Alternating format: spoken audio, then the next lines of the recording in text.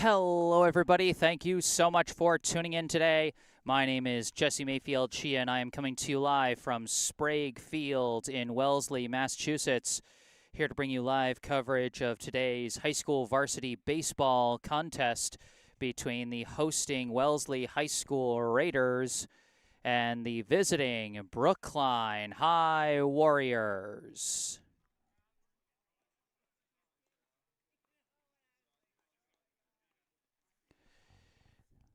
Well, the season is coming down to the wire for Brookline. They are trying desperately to steer out of a 6-game skid. Their record has gone from 9-2 to 9-8. They are still one win away from clinching a spot in the state tournament, but if they don't get that win over the next 3 games, they could find themselves out of the playoffs entirely. The latest MIAA Division I power rankings placed Brookline down at 33rd, just outside of the top 32, and if they lose the rest of the way, something tells me that power ranking's not going to go up. So they need to get a win in one of these last 3 games of the regular season, and here is their first test, and it's against a tough opponent. Wellesley not only coming into this game with a 10-4 win-loss record, ranked 17th in Division I, but they also handed Brookline the loss that snapped their 7-game winning streak earlier in the season, and it was a mercy rule loss. Brookline's, I want to say, only mercy rule loss of the season so far. A 16-0 disaster for the Warriors, where a lot of defensive miscues combined with an inability to hit against Wellesley pitcher Ryan McCausland sunk the Warriors and ended their winning streak. So a tough opponent to be sure, but Brookline going to face down this test as valiantly as they face any other. From Sprague Field, I am Jesse Mayfield-Sheehan, and you are watching Brookline High Baseball.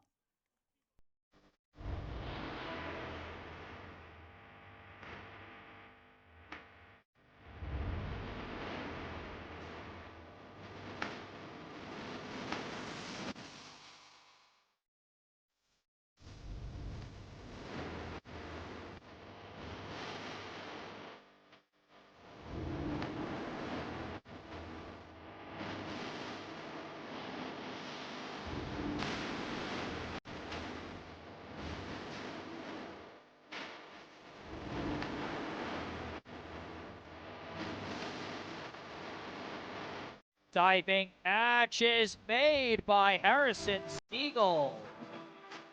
And Engelman lifts one high and deep to left. Levine going back. It's over the wall! Hits it! He wins it! Hugh Bollinger! Welcome to the Warriors! Brookline wins!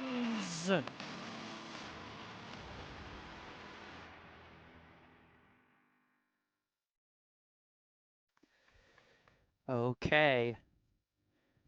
Teams taking the field for the start of this ball game. Let's take a quick look at the at least the Brookline roster coming into today as they get ready to lead off here in the top of the first inning.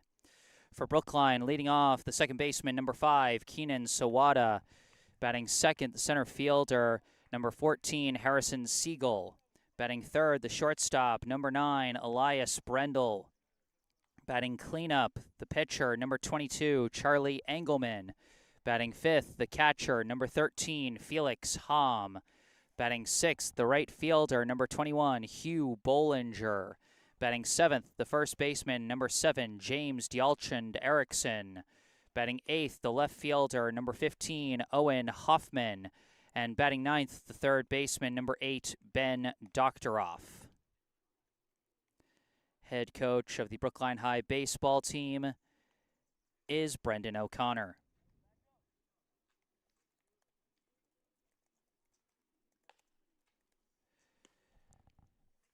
So that is the starting lineup for Brookline.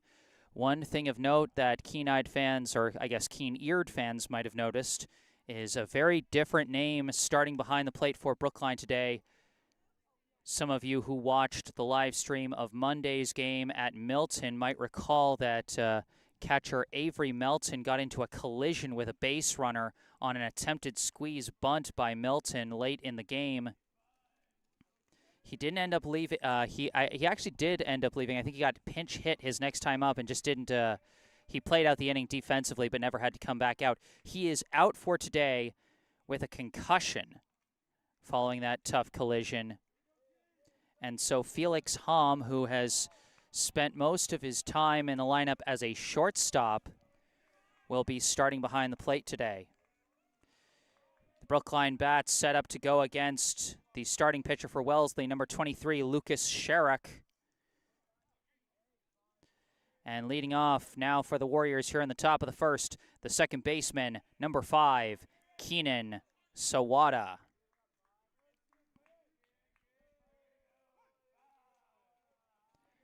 Here we go, first pitch of the game. Low and in, ball 1. Sawada, you can see his season stats on the bottom of your screen. Batting average 240, on-base percentage 424, slugging percentage 280, a team-leading 15 walks after he collected 2 free passes on Monday. Also 5 stolen bases, 10 runs scored, and 4 RBI.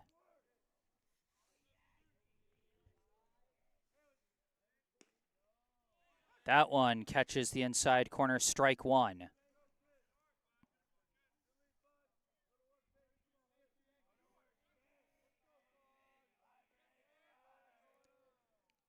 And Sawada fouls that one off, out of play on the third base side.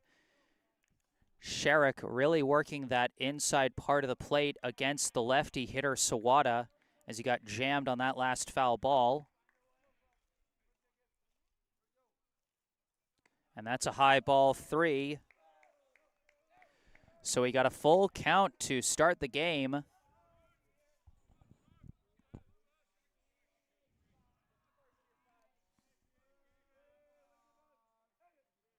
And Sawada lifts one out to right field. Looks like it's going to be a can of corn, and it is. Caught out in right field by Ryan McCausland for out number 1. Now batting for Brookline, the center fielder, number 14, Harrison Siegel.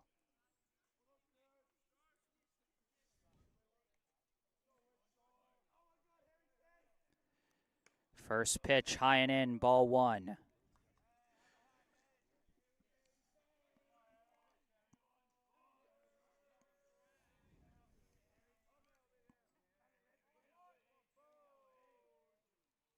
Swing and a miss there, strike 1.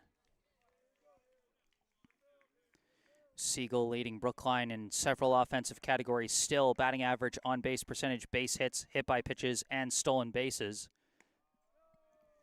As it takes high ball 2 there.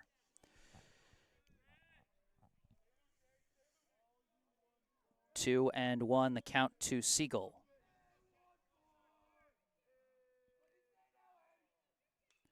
And fouls that one off. Count now 2 and 2.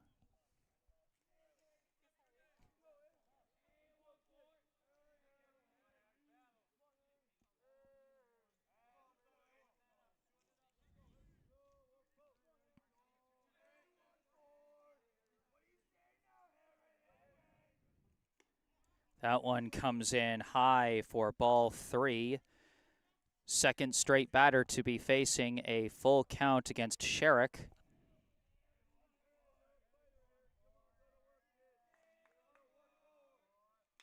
And he golfs this one high, going to stay in the infield. Shortstop tracking it, and he's got it for out number 2. That one caught by number 2, Luke Miel.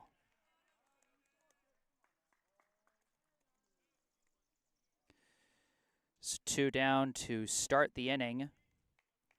Now up the shortstop, number 9, Elias Brendel. Brendel coming off a nice game against Milton where he had a big RBI double. He takes ball 1 on that pitch. Got some notes in the live chat already as we get set for the 1-0 pitch. That one skips in the dirt, ball 2. First note in the live chat from our superfan Yuli Burstein. Come on, Brookline, get this win. From Barbara Jo Metzger, go Brookline Warriors. From Grandma and my brother Mike from Buffalo, New York. Mary Walker says go Brookline from Grandma, watching from Twinsburg, Ohio. As that one comes in low for ball 3. And then Cheryl Bollinger says the Bollingers are rooting for the Warriors. So lively fan base in the live chat to start this one. I like to see that. And that one skips away, and Brendel jogs down to first on the off chance that the catcher was lackadaisical in chasing down that ball. He could have potentially stretched it out to second base, but those kind of situations are rare. Runner at first with the 2-out walk. Now coming to the plate, the pitcher, number 22, Charlie Engelman. And Engelman's been on a bit of a hot streak at the plate of late.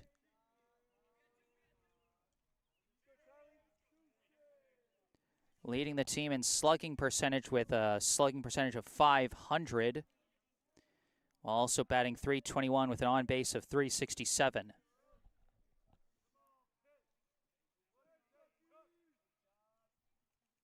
First pitch comes in high, ball 1. And I've said it before, those high pitches are purposeful. You know, the pitcher is trying to give his catcher a faster transition to potentially throw out a runner trying to steal second base. That one also comes in high, ball 2.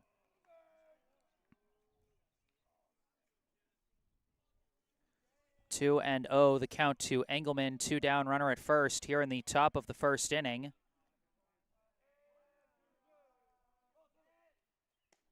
That one inside, ball 3. 7 straight balls thrown by Sherrick to Brendel and Engelman, as Engelman now has a 3-0 count. Engelman takes that one all the way. Strike 1.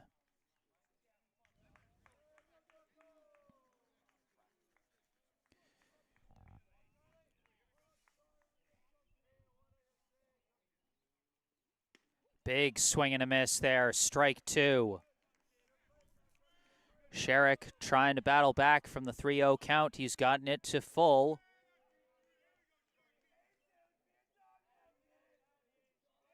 Three batters have faced a full count so far. Brendel taking off, and that pitch catches the zone for strike 3.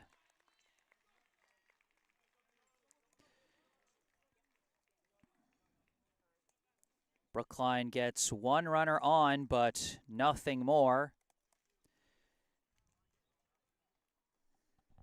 And now Brookline gets ready to take the field for the bottom half of the first.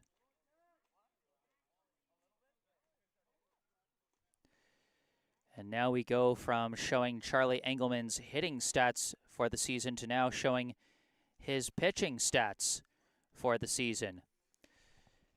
So far, Engelman has appeared in... Sorry about that, folks. Warm-up throws almost killed me, but I'm still here. Don't worry. As I was saying, Engelman has previously appeared in 6 games on the mound, all of them starts. He's got a 2-3 win-loss record. He's got 21 1/3 innings pitched to his name, an ERA of 3.28, a whip of 1.55, and 16 strikeouts. His last performance is one he'd definitely like to have back, as last Friday's game against Natick got off to about as bad a start as you can. Engelman lasted just 1/3 of an inning, gave up 5 earned runs, and ended up with the pitching loss. And, of course, he was the starting pitcher and the pitcher on record for the loss last time Brookline played Wellesley back in Brookline. In that one, Engelman gave up 7 runs, but none of them were earned, as Brookline was plagued by a high number of fielding mistakes in that game.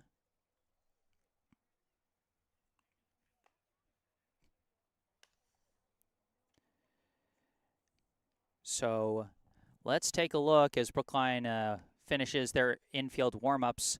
Let's take a look at the starting lineup for Wellesley today. Leading off for the Raiders, the second baseman, number 7, Henry Redgate.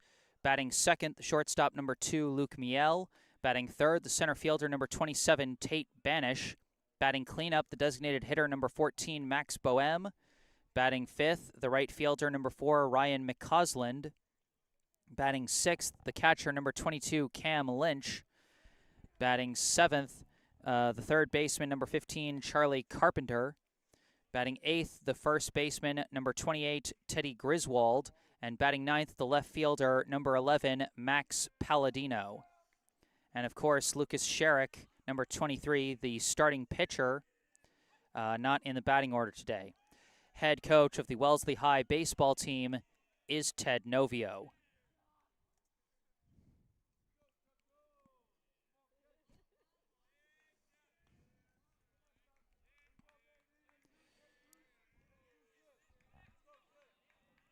We are now set to start the bottom of the first, leading off for the Raiders, the second baseman, number 7, Henry Redgate. Redgate, in the last game against Brookline, Redgate was only used as a courtesy runner. He did score a run as a courtesy runner, but that was his only impact as he takes strike one on the first pitch from Engelman.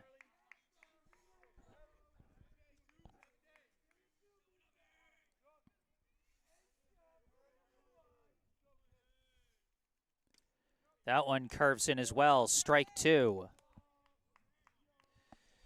An early pitcher's count here for Engelman against Redgate.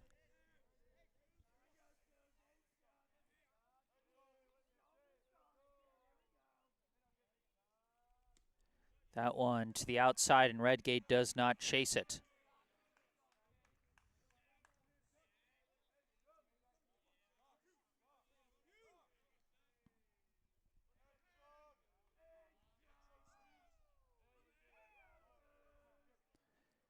This one gets away from Hom, ball two.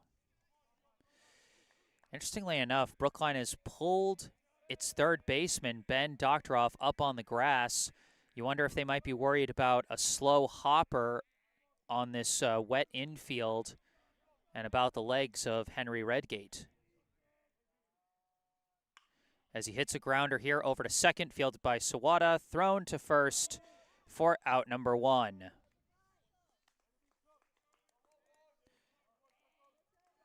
So Redgate instead goes opposite field with his grounder. And Sawada easily enough takes care of it for the first out. Now batting for Wellesley, the shortstop, number 2, Luke Miel.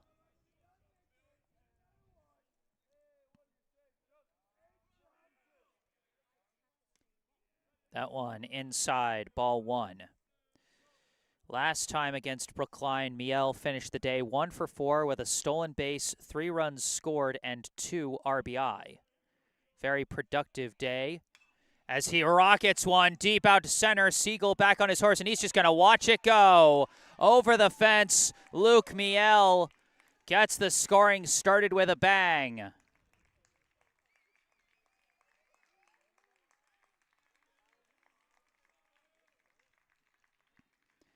A deep shot. Harrison Siegel barely even gave it a chase. He knew that one was going over. Luke Miel with a solo shot to center gives Wellesley the 1-0 lead, and boy, you couldn't ask for more for a momentum establisher.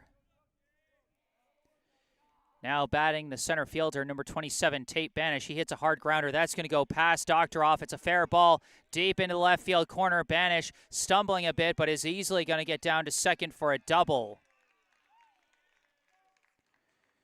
Back-to-back extra base hits for the Raiders.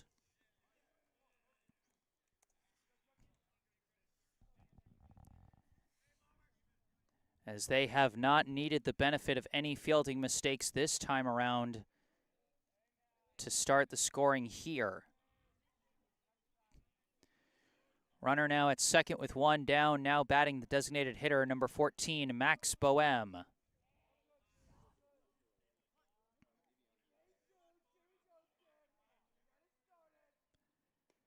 First pitch low, ball one. Last time against Brookline, Boehm went 2 for 3 with a walk, 2 runs scored, and an RBI.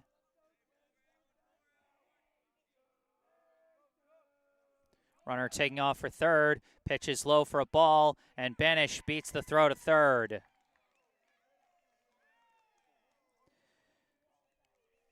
The Raiders decide to test Brookline's backup catcher, and it pays off for them as Banish now 90 feet from the plate.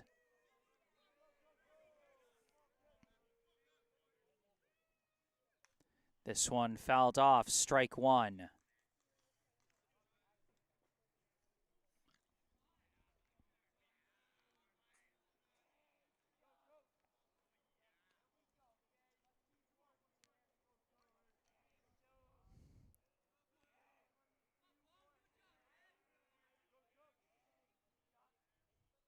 That one misses outside, ball three.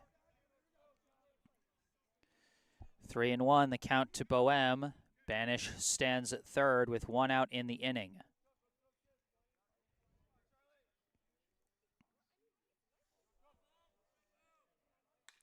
This one a hard grounder, blocked by Brendel, holds the runner, throws to first. Nice play by Elias Brendel for a big second out get.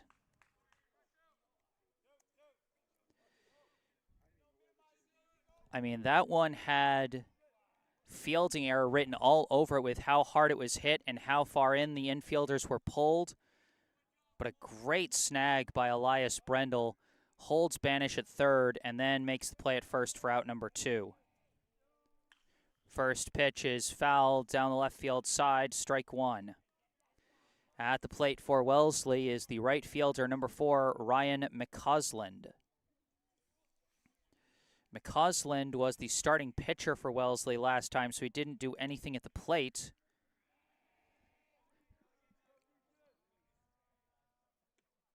As that one misses outside, ball one. McCausland did put on a masterclass on the mound against Brookline last time, though. 4 innings pitched, just 1 hit and 3 walks allowed, 4 strikeouts as he shut them down for 4 out of the 5 innings of that game. This one is blooped out to left. If it drops fair, it does not. That one looked like it was going to drop into shallow left for an RBI single, but just left of the line for strike 2.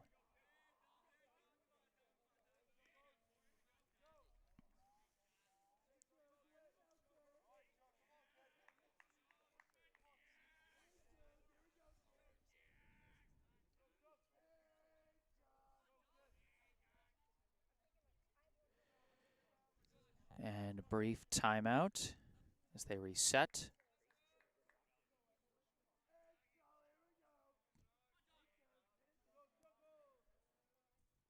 That one in the dirt, blocked by Hom, ball 2. It's important to note, Banish, we already know a fast runner, and if anything, he's at third, so if anything gets past Hom, it could be another run. McCausland lifts one out to left. Hoffman tracking it, and he's got it for out number 3. So Wellesley gets on the board first with a deep shot to center by Luke Miele.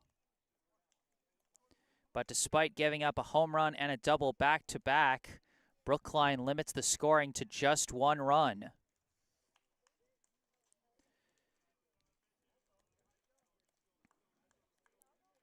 So Brookline does well to kind of recover the momentum a bit, but they are still trailing, and they're going to need their offense to make things happen if they're going to keep up with this Raiders squad. It'll be the 5, 6, 7 hitters coming up for the Warriors. Hom, Bollinger, and Djalchand Eriksson to face off against Sherrick. Another note, in the live chat from Julie Diagostini. Go Brookline from Owen Hoffman's great aunt Julie in Heartland, Wisconsin. Jesse, you're a celebrity in our house. Man, y'all are too much. Y'all are too good to me, I swear. But thank you very much.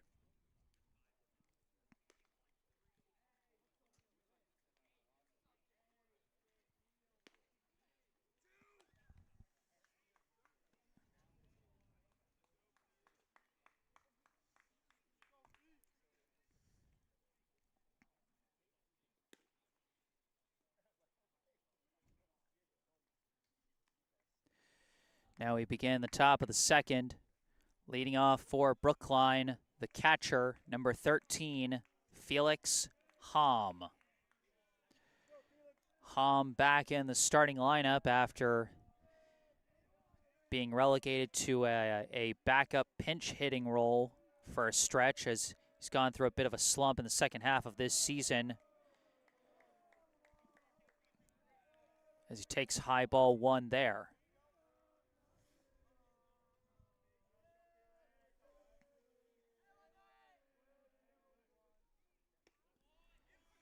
And that one is strike one. You can see from Hom's season stats, you can see from his runs and RBI just how impactful he was for the team in the first half of the season. As he takes ball two. But of course, you can see from the slash line stats how much Hom has struggled in the second half of this season. See what he does today as he tips that one into the glove, strike two.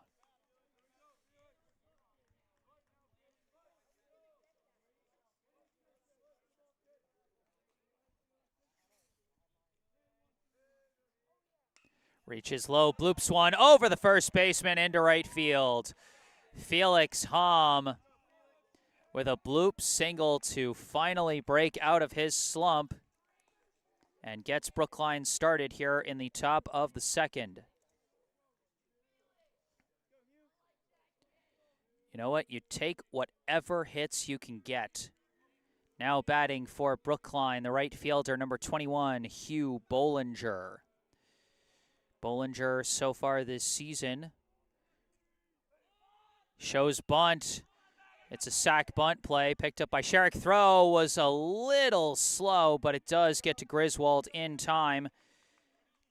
But Bollinger does his job and moves Hom into scoring position. One out now as Brookline getting set to lean on the lower end of their batting order to try and make something happen. Now batting the first baseman, number 7, James Dialchand Erickson.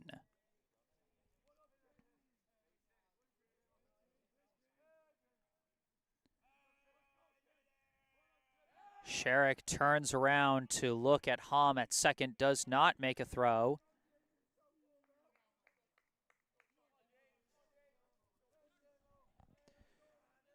Dialchand Erickson so far this season. Batting average 105, on base 190, slugging 158. Slices this one foul and out of play.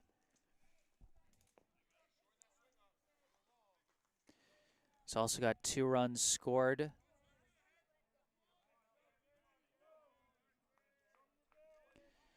Of course, Dialchand Erickson did miss about the first half of the season as he suffered an injury in the preseason. That after suffering a season-ending injury midway through last season.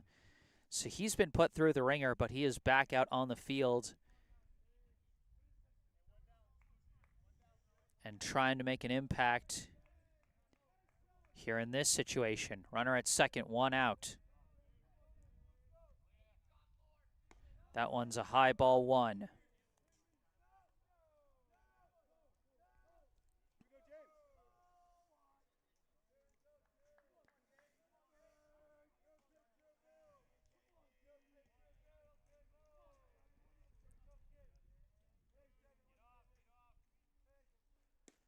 That one hits the lower end of the zone, strike 2.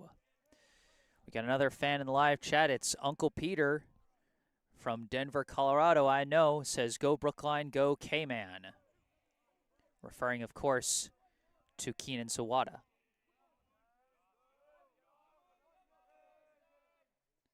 And chases that one low, but does get a piece of it and fouls it off to stay alive at 1-2. Might have been able to take a ball on that pitch, but overall a good defensive swing to stay alive in this at-bat.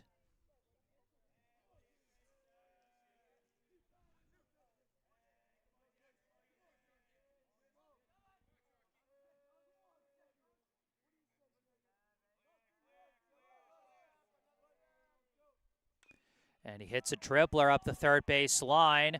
Picked up, thrown to first, beats Dialchin Erickson by a step. But it does advance Hom down to third.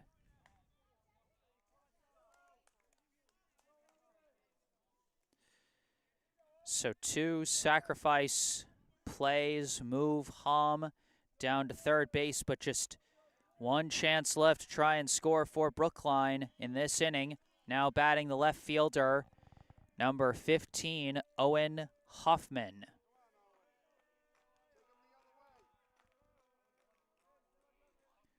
First pitch slices it foul, strike 1.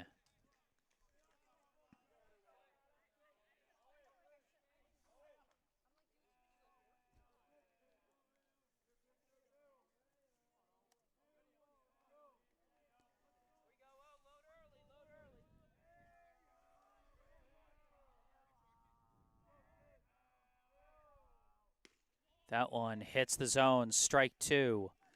Hoffman in the hole early in this at-bat with an 0-2 count.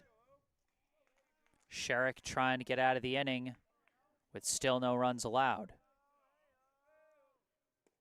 That one comes in low, ball 1.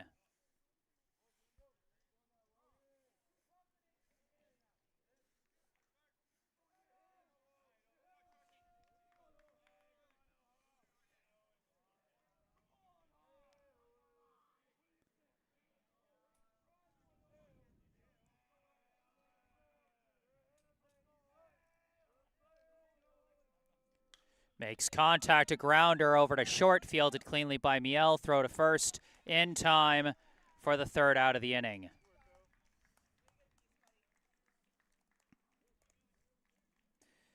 So Brookline gets a runner to third, but cannot bring him in.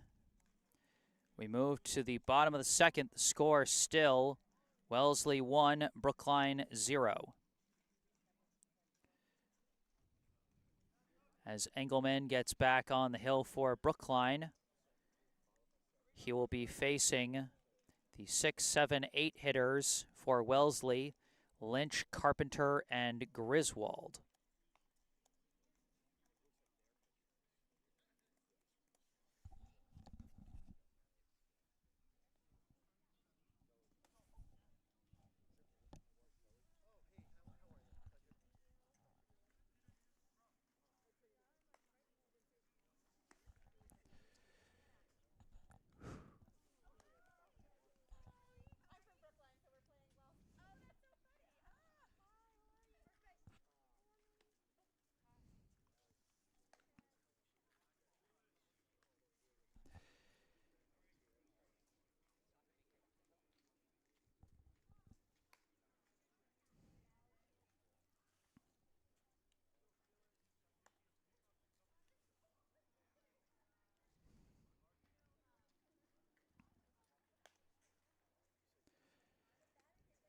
Also interesting to note about today's game, this is senior day for the Wellesley Raiders. Of course, Brookline's senior day just around the corner, as their next game after this one will be next Monday at Warren Field against rival Newton North for their senior day. So if you're in the area on Monday, be sure to swing by Warren Field and support the Brookline Warriors and their class of 2024 seniors for their senior day game. Both of these schools with a large senior class on their baseball teams this year, as I think everyone who is starting for Wellesley today is a senior. I'm not entirely sure. But either way, leading off right now for Wellesley, the catcher, number 22, Cam Lynch. First pitch, hard hit, past a diving Brendel into center field for a leadoff single.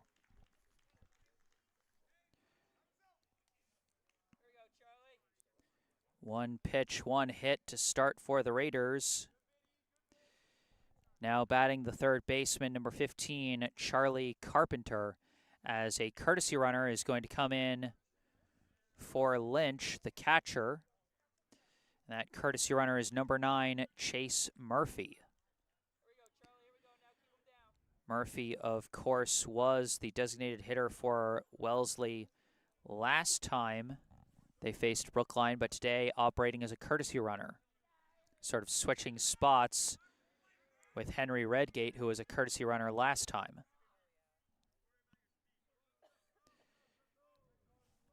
So runner at first, nobody out, as Engelman faces Carpenter.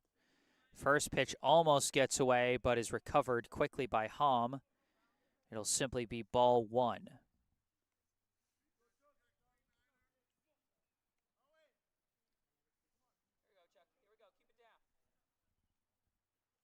This one lifted out to right field.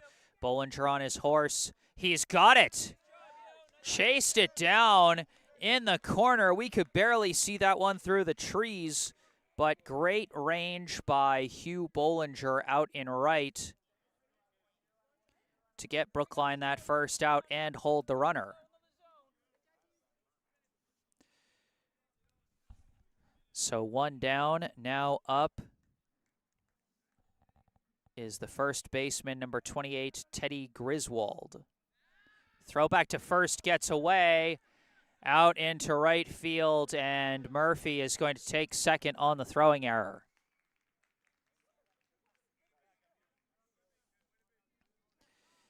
Got to be careful with those pickoff throws sometimes.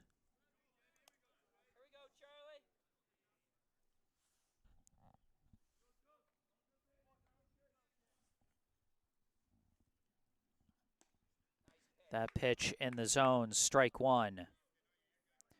Griswold last time against Brookline went 1 for 3 with a walk and 2 runs scored.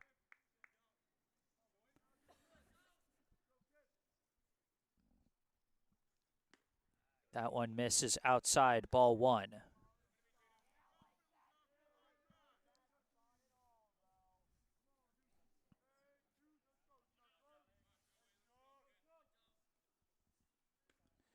That one curves in, strike two.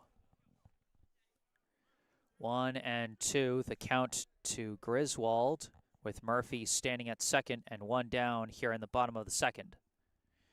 Turnaround. Might have been able to make a throw for that one, but decides not to.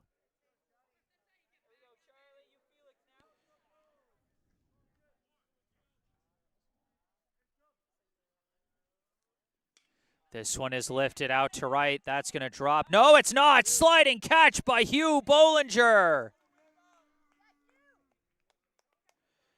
What an inning for Hugh Bollinger. I thought for sure that one had single written all over it, but what a great sliding grab by the freshman out in right as he's made 2 back-to-back nice plays. Now batting, the left fielder, number 11, Max Palladino. First pitch, lifts it out to center, right at Siegel. Easy catch for out number 3.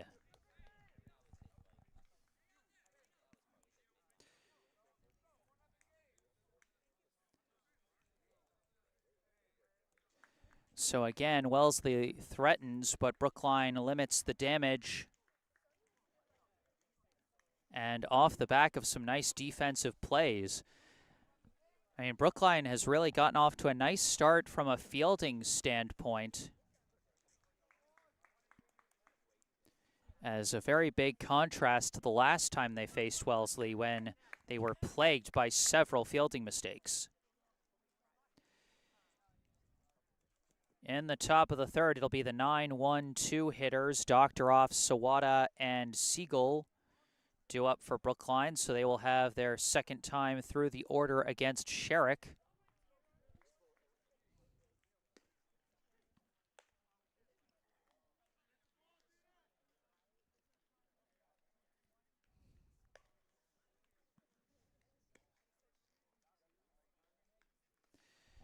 Cheryl Bollinger in the live chat saying, "Good play, Hugh." To which my only response is, which one? Because he made two very nice plays in that past half inning.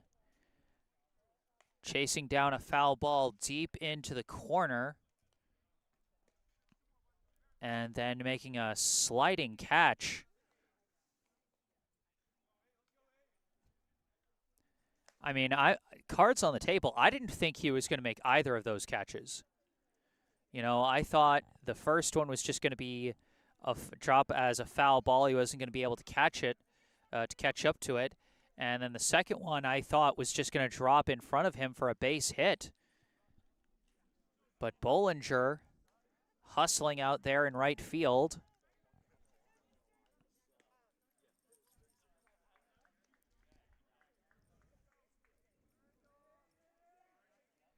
And now the question is, can the Brookline offense follow it up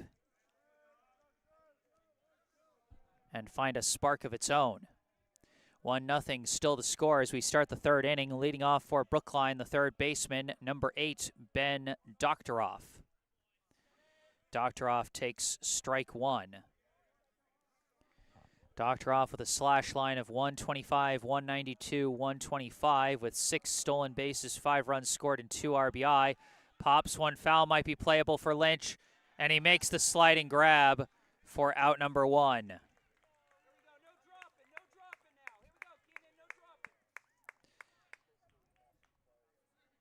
Good hustle by Cam Lynch behind the plate to make that one. And now we cycle back to the top of the order as up comes the second baseman, number 5, Keenan Sawada. First pitch in the zone, strike one. Sawada, his last time up, he flew out to right after battling to a full count. That one skips in the dirt, ball 1.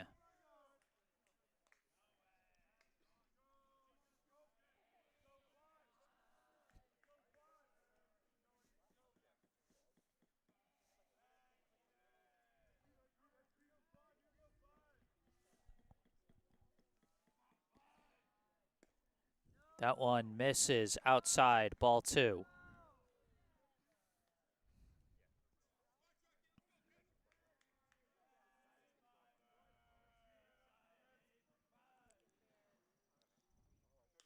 This one fouled off, strike 2.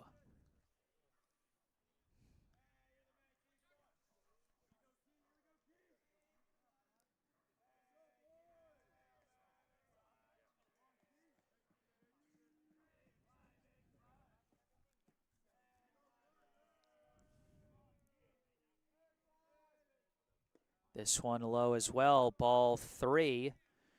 So for the second straight at bat, Sawada staring down a full count.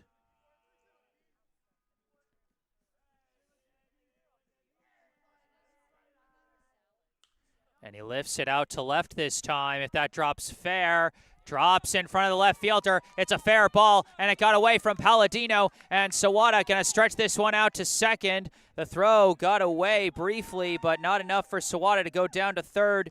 But he does get down to second base there.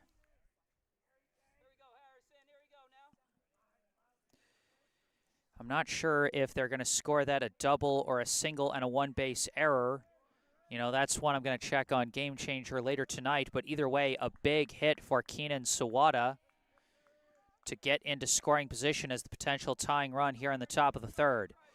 Now batting the center fielder, number 14, Harrison Siegel.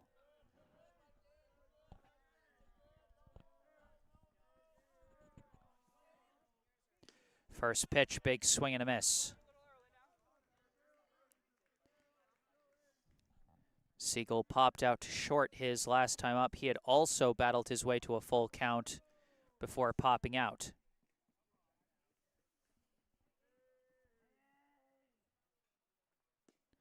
That one misses outside, ball one.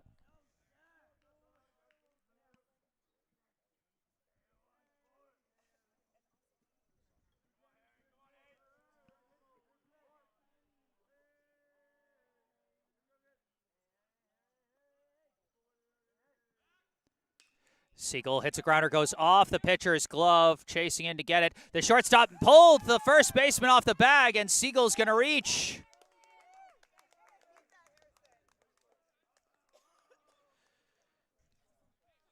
I think they're probably going to end up scoring that one an E4 for the bad throw. May not go down as a base hit, but it does get a base runner on. Sawada hesitated jumping off second, so he does not advance on the play. He just stays at second base. But now 2 runners on for Brookline with 1 out. And up comes the shortstop, number 9, Elias Brendel.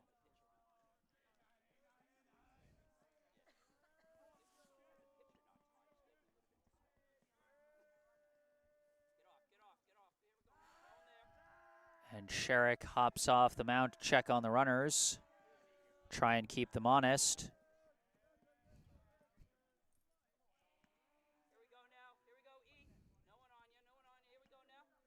Does Brendel have another big RBI hit in him here after the big RBI double he had on Monday? That one skips in the dirt, but was well blocked by Lynch, and the runners hold. That's really about the only thing that could have provided a big difference between Sawada being at second in this situation and him being at third. Is either a wild pitch could have potentially scored Sawada, and it would have eliminated the force at third if there were a grounder to the left side of the infield, which is less likely with a lefty hitter like Brendel up at the plate. Brendel hits a grounder up the third base side. Picked up, thrown to first, pulls the first baseman off again. Another throwing error by the Raiders, and Brendel reaches.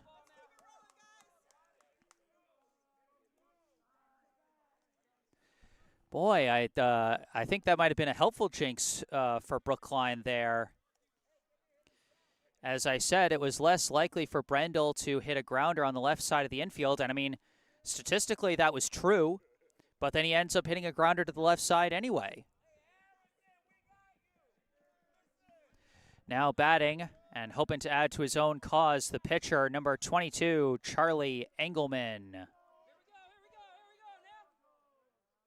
And he rockets one deep out to left, going back to the wall. It's at the wall. 1 run's coming in. Siegel, no, wait, it's gone. It's gone. It's over the wall. No, it's a ground rule double. I thought it was over the fence, but it bounced over the fence. And so Engelman stops at second, Brendel stops at third, and Sawada and Siegel both score. What a wild rocket of a hit by Charlie Engelman. Boy, that's a great hit, but man, for a second I thought I had just witnessed a grand slam, and I was about to absolutely lose it. I think you guys could hear the start of me losing it in that moment, because that was crazy. But even without getting to trot all the way around the bases, Charlie Engelman still gives his team the lead here in the top of the third with a 2-run ground rule double.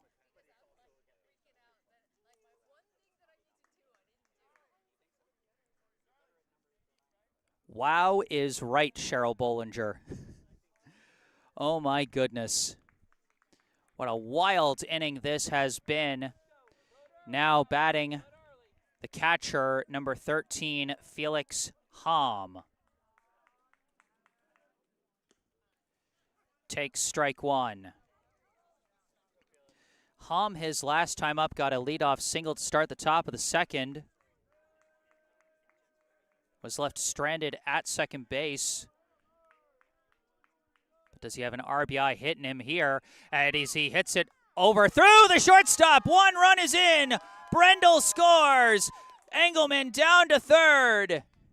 And a throw gets away from the pitcher as Hom goes down to second. Engelman, who is not necessarily the fastest base runner for Brookline, he decides to hold at third. But one run does come in. I don't think Hom's going to get an RBI for that one, as I think they're going to score that one in E6. But Brendel still in to score. Brookline takes the 3-1 lead with runners still at second and third and one out here in the top of the third. Now batting the right fielder, number 21, Hugh Bollinger. Bollinger, his last time up, just laid down a sac bunt. Slices this one foul and out of play, strike one. Bollinger had those two highlight-worthy catches out in right field in the bottom of the second. And he comes into this game. He came into this game ranked second on the team for hits this season with 13. Does Hugh the hit machine have another hit in him here to potentially bring in some more runs?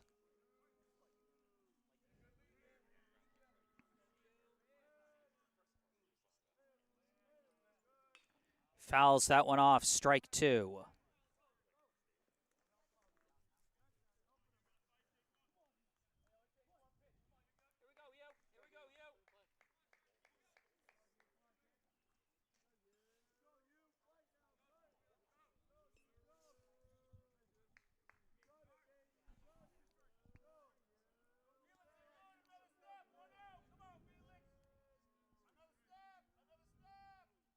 That one gets away. Engelman trying to get to home.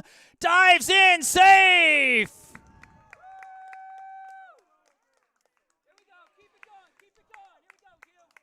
Boy, I wonder if I once again reverse jinxed them, because I had just gotten through saying on the previous play that Engelman is not the fastest runner for Brookline. And there he decides to be aggressive and take off, and he dives in for Brookline's fourth run. Hom down to third. Brookline now up 4-1. Bollinger hits a dribbler up the first base side, fielded by Griswold. Tags first for out number two, but Hom is in to score as Bollinger gets the job done with another sacrifice play effectively. This one, an RBI groundout. So the base is now empty for Brookline, as now up comes the first baseman, number 7, James Dialchand Erickson. First pitch low, ball one. An explosive inning for the Warriors here in the top of the third. 5 runs come in. Now 2 down and the base is empty for Dialchand Erickson, who is 0 for 1 so far today with a ground out to third. That one inside, ball two.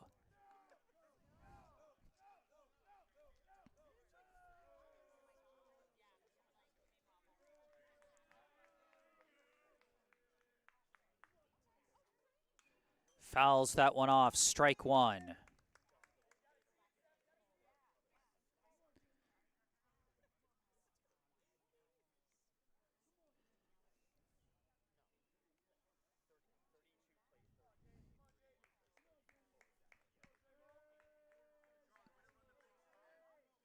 And Dialchand Erickson lifts one out to right.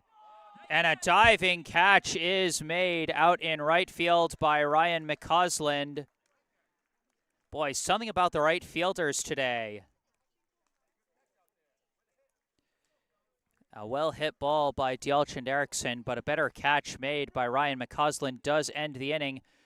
But Brookline suddenly finds themselves in the driver's seat as they now lead going into the bottom of the third, 5-1. And I can see the excitement in the live chat from Uncle Peter QB. The last time I screamed like that was when I got my first hole-in-one. I feel you on that, Peter. I mean, again, you guys could hear I was starting to absolutely scream my head off and had to kind of pull myself back a bit once I realized it wasn't a grand slam, it was just a ground rule double. Barbara Jo Metzger saying, wow, way to go, guys, and indeed an impressive inning for the Brookline Bats. And then Yuli Burstein giving some credit to McCausland, saying, holy smokes, what a catch. And boy, we've had some really nice catches out in right field today. It's been something else.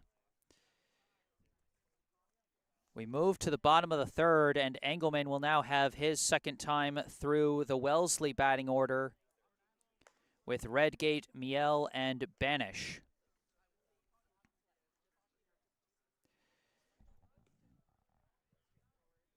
And boy, in a way, you almost have to kind of feel for Sherrick on that inning. That was a rough inning. I don't think any of those runs are going to go down as earned, because there were back-to-back reach-on errors back when there was still one out, and that would have ended the inning before any of the scoring got started. So technically, none of those runs will go against the ERA of Lucas Sherrick.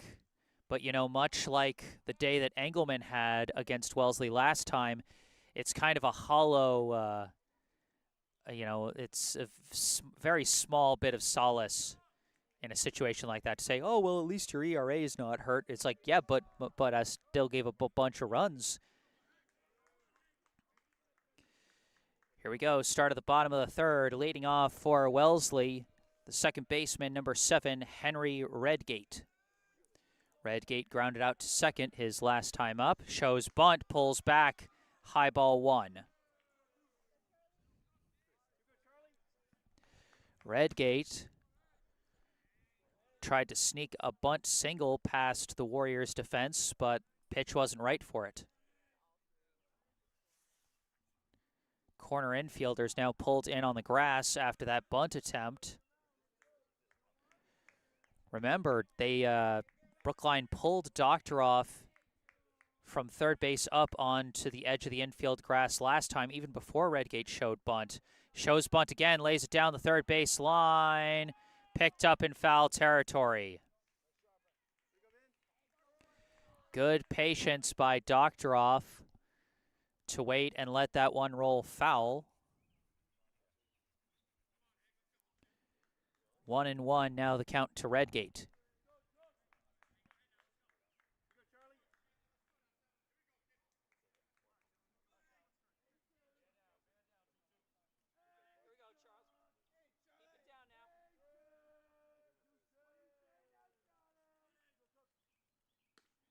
That one does not curve in, ball 2.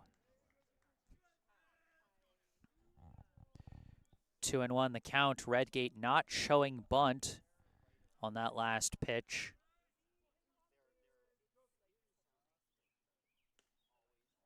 As that one just misses as well, ball 3.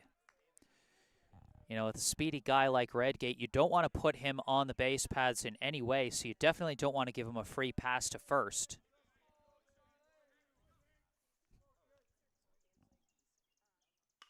Hits a grounder over to second again, fielded cleanly by Sawada. Throw to first was a little low, but was snagged by Dialchand Erickson for out number 1.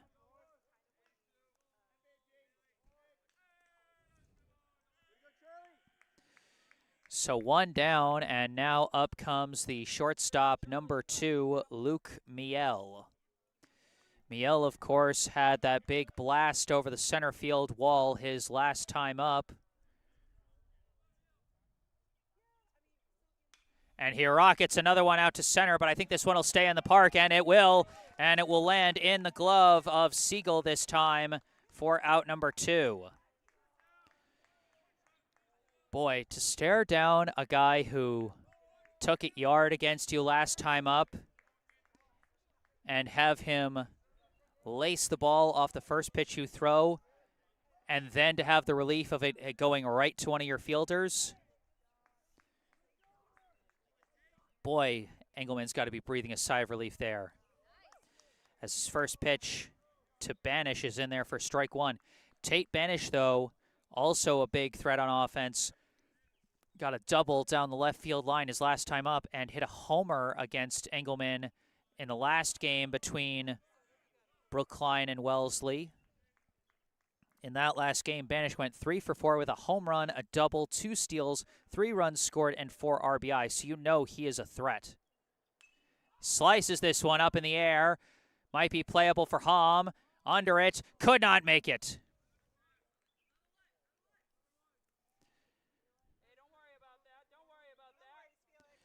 It can sometimes be a little trickier to make those outstretched plays with the catcher's glove, with how thick those catcher's gloves are. 1-2, the count to Banish. As that throw gets away, ball 2. You know what? That's when you want the ball to get away from your catcher, when there's nobody on base.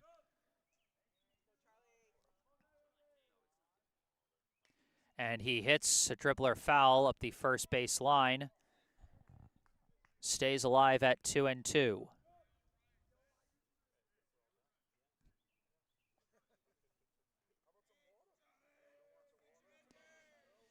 Engelman has been very pitch to contact today. No strikeouts through the first 2 2/3.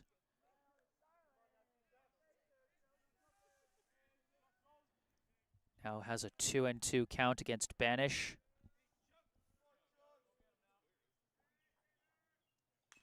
And this one sliced high. Going to stay in the infield. Brendel has got it for out number 3.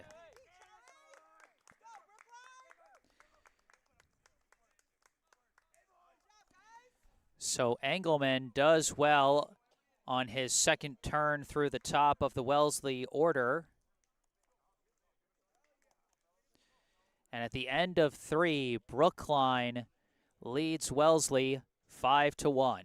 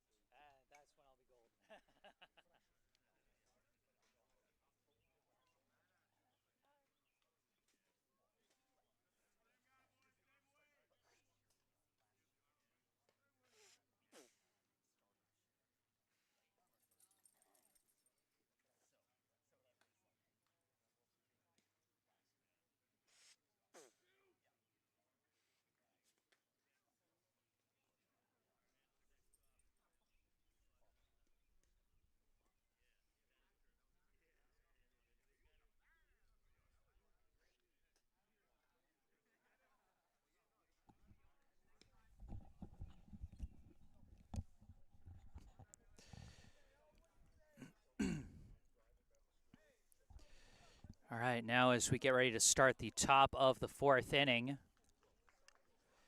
Brookline will be sending the 8-9 one-hitters out to face Sherrick as he stays on the mound after a tough 3rd inning. First pitch in there, strike 1. Leading off for Brookline this inning, the left fielder, number 15, Owen Hoffman. Hoffman grounded out to short his last time up to end the 2nd inning. As that one catches the low corner again, strike 2.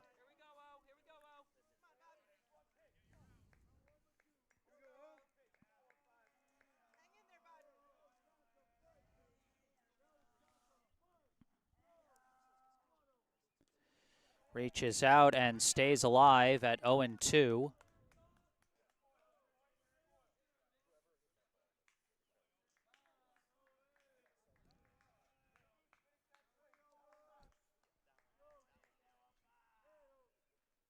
And Hoffman lifts one deep to right center, back, and McCausland has it for out number 1.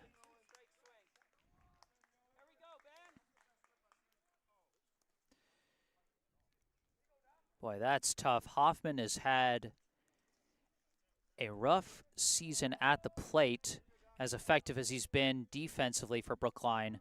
And that's one of the best hit balls he's had this season, but within the range of Ryan McCausland out and right.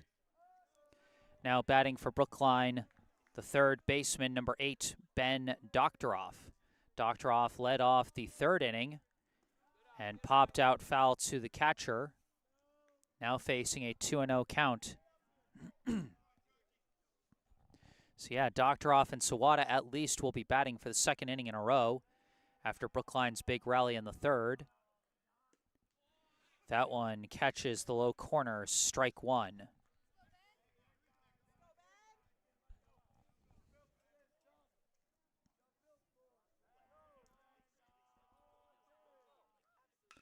Doctoroff hits a hard grounder up the middle, but it's within range of Redgate. Throw to first, beats him by a step. Out number 2.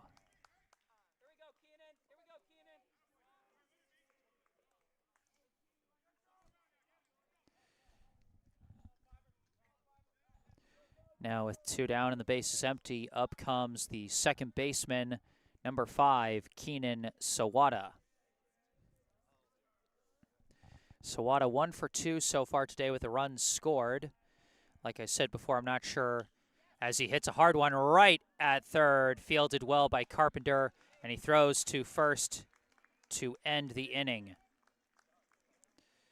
Sherrick bounces back nicely and puts Brookline down in order in the top of the 4th. Brookline still leads Wellesley 5-1.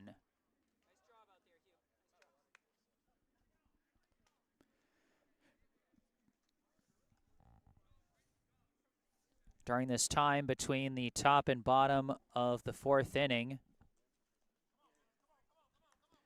I'd like to take a moment and direct your attention to a helpful link at the top of the description section of this video, where you can find a link to donate to the At Bat for Brookline Booster Club if you would like to support Brookline High Baseball financially. So check that out in the description section.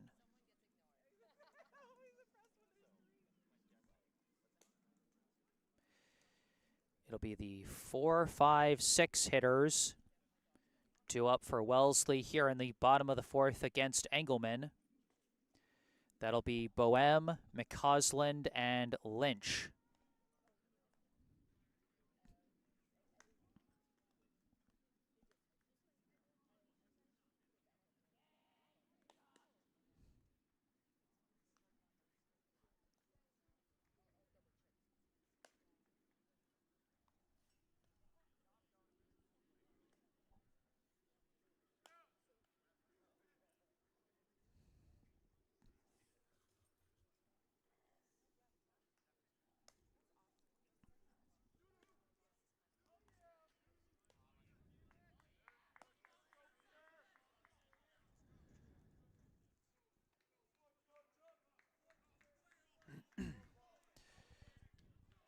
Leading off here in the bottom of the 4th, the designated hitter, number 14, Max Boehm.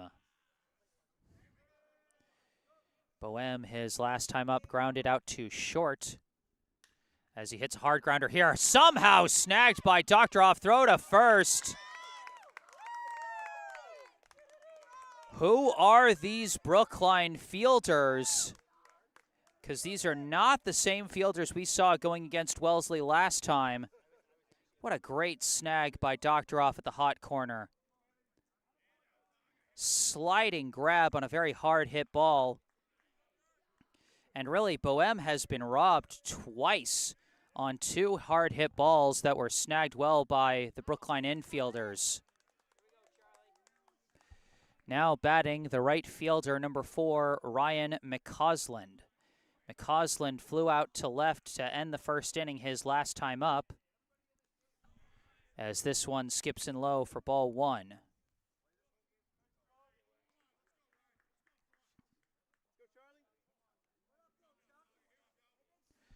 One and one, now the count to McCausland.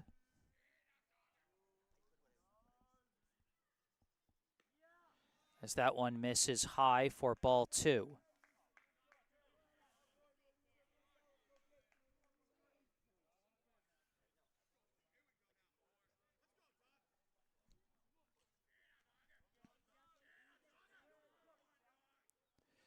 That one skips in low for ball 3.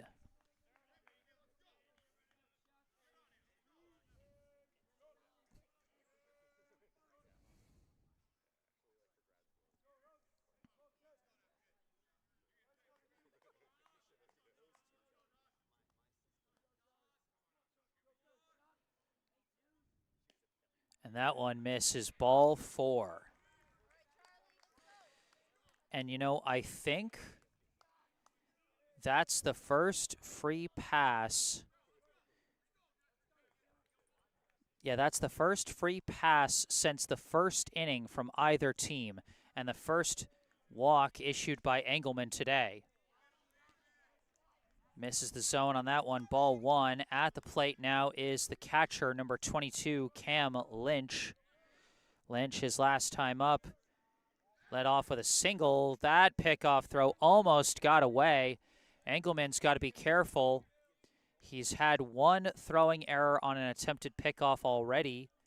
It's important to keep the runners honest, but it's also important to, you know, not give them a free extra base.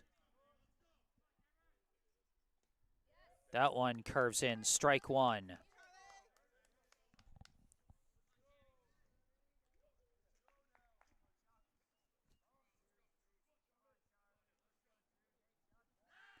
Throw back to first again, a little cleaner this time, but once again, McCausland dives back safe.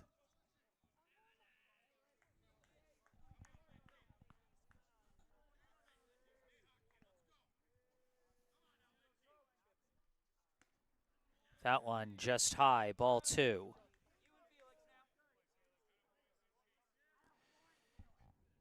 The catcher, Felix Hom, coming out to talk to Engelman.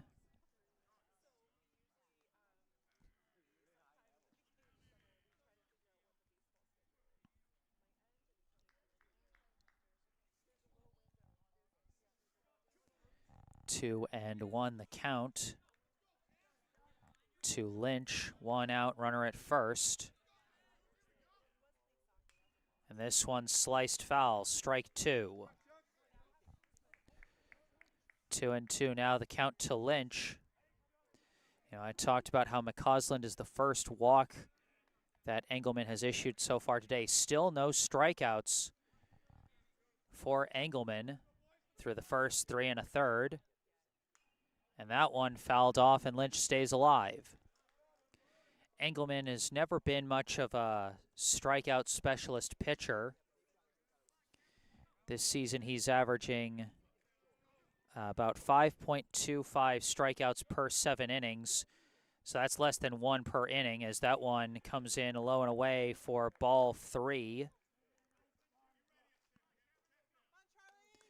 Engelman's got to be careful now. This could be another walk if this next pitch gets away from him.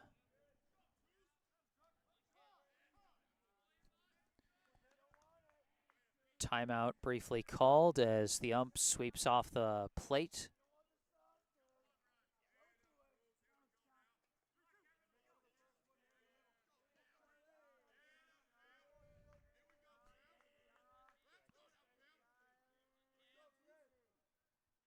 Oh, that hit him. Ooh, a hit by pitch on Lynch. And now 2 runners on for the Raiders.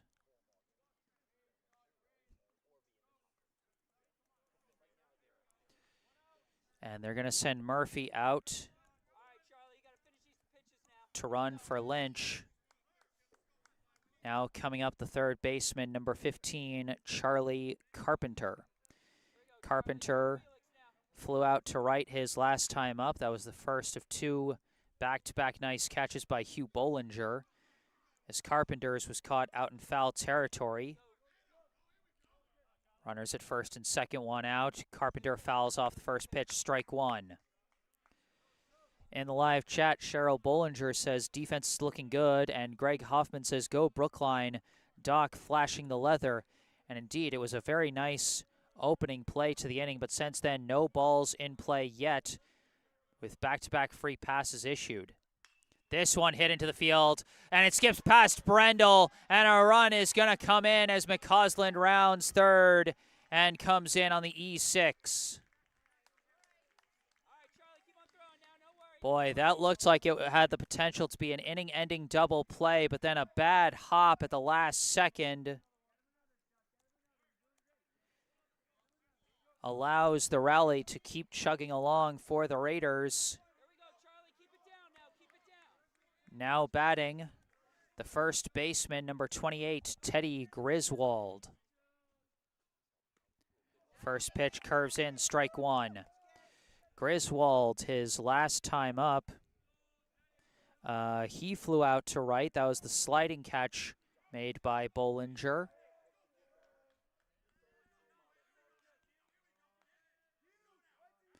Engelman takes a beat off the rubber. One out, runners at first and second, 5-2, the Brookline lead, as Griswold fouls that one off for strike two.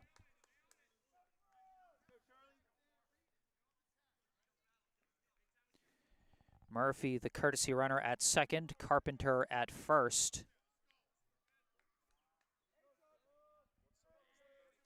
Engelman trying to get out of this jam and stay ahead. This one's a high hopper over to third, fielded by Doctoroff. He throws to second, gets one. Wait, what? I think everyone was confused on that play. That was one of the most confusing-looking fielder's choice groundouts I've ever seen, but Brookline does get Carpenter at second on the 5-4 fielder's choice. It seemed like there might have been some hesitation by Doctoroff about whether he wanted to go for the lead runner. And because of that hesitation and because of how high the ball bounced, there was no chance for a double play.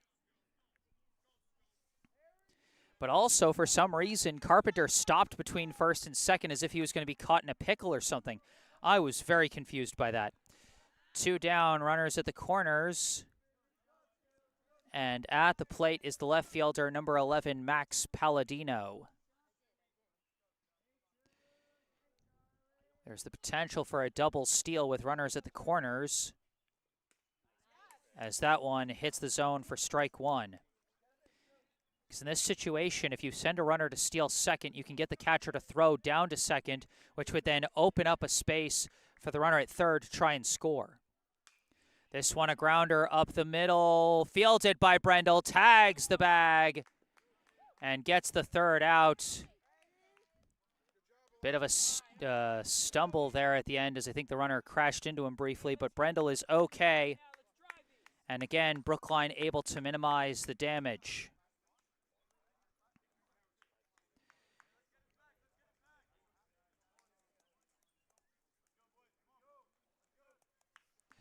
At the end of 4, the score, the Brookline Warriors 5, the Wellesley Raiders 2.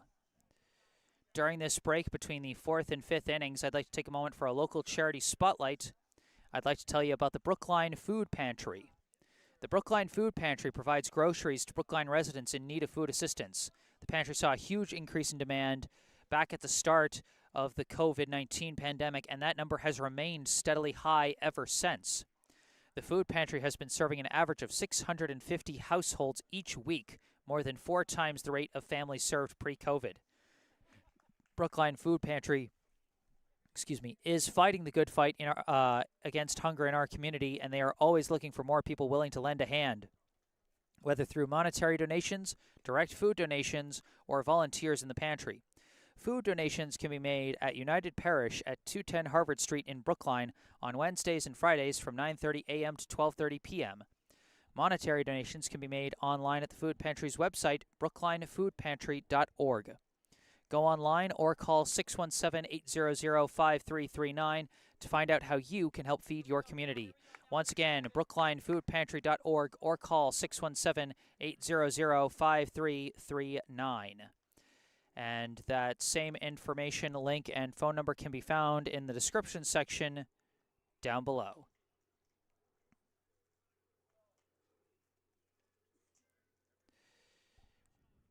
Sherrick back on the mound for a 5th inning of work. He'll be facing Brookline's 2, 3, and 4 hitters, Siegel, Brendel, and Engelman.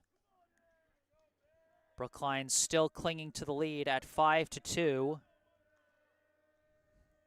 But they'd certainly like that lead to grow here in the 5th. Leading off for the Warriors, center fielder number 14, Harrison Siegel. Siegel, his last time up, he reached on an E4, later came in to score. Now lifts one out to right. McCausland on his horse, chasing, and it's just foul. That one was actually very close to dropping fair, and if it had, Siegel would probably be standing at third base with his speed and with how deep into right that one went. But instead, it'll be an 0-1 count.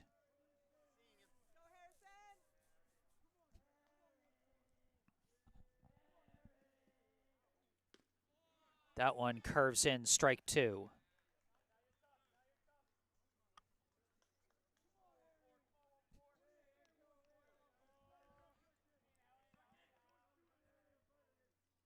And chases it low for strike 3. Takes off running on the dropped third strike.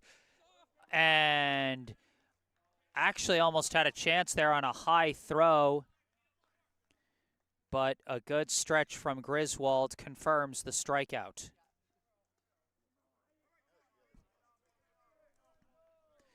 It's always so tough, the traffic on those dropped third strikes, because it's like the ball's typically right up the, parallel with the first base line, and so the catcher has got to throw around the base runner. And it's not the kind of angle a first baseman is used to where he can just hang on the edge of the first base bag to stay away from the base runner. Just always a very awkward play. At the plate now for Brookline, the shortstop, number 9, Elias Brendel. Brendel 0 for 1 so far today with a walk, a reach on error, and a run scored. Now facing a 1-1 count.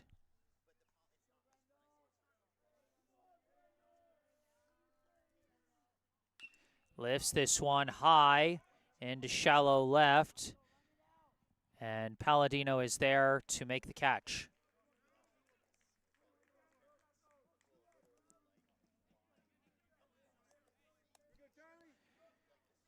So 2 down.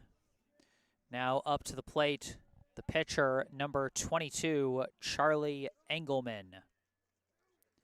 Engelman, his last time up, of course, had what is so far the hit of the game for this game to this point, as he takes strike 1 there. Had what almost looked like a grand slam, but instead was a 2-run ground rule double. Later came in to score that same inning on a wild pitch. That one skips in for ball 1.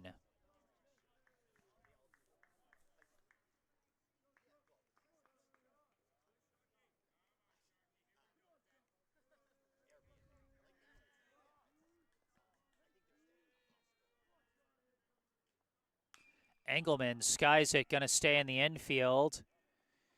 And Redgate calls for it and makes the grab for out number 3. So the Brookline bats down in order again in the top of the 5th, as Sherrick has settled down nicely after a rough 3rd inning, having sent the Warriors down in order in back-to-back innings, but still the Warriors hold the lead going into the bottom of the 5th, 5-2.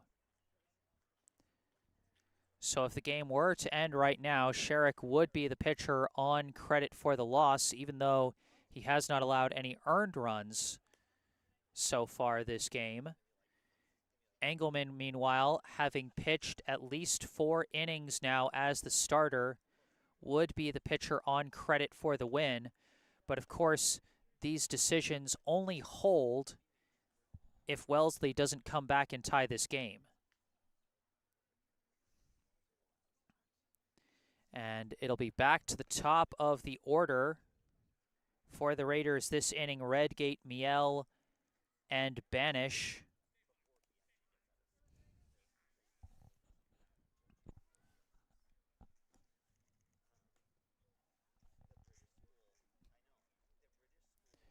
Engelman was able to handle them in the bottom of the 3rd inning.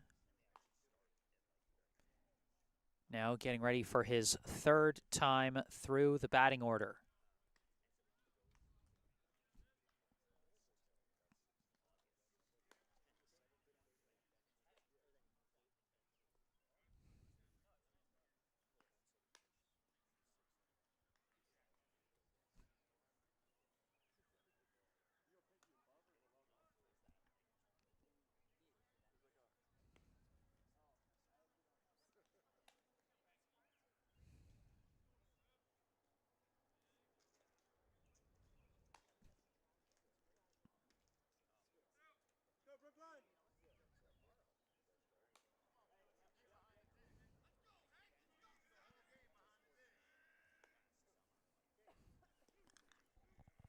A few sparse raindrops starting to come down out here at Sprague Fields. We did have some rain earlier today. It was sprinkling a bit when I first got here,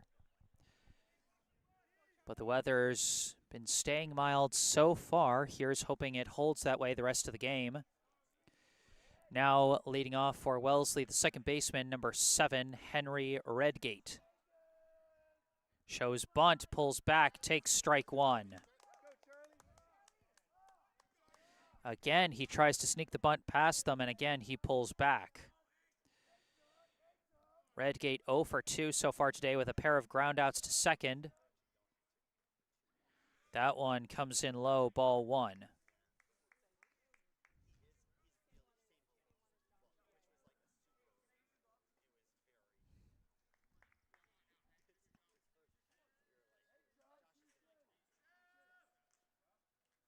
This one hard hit out to left, and that's going to be a leadoff single for Henry Redgate.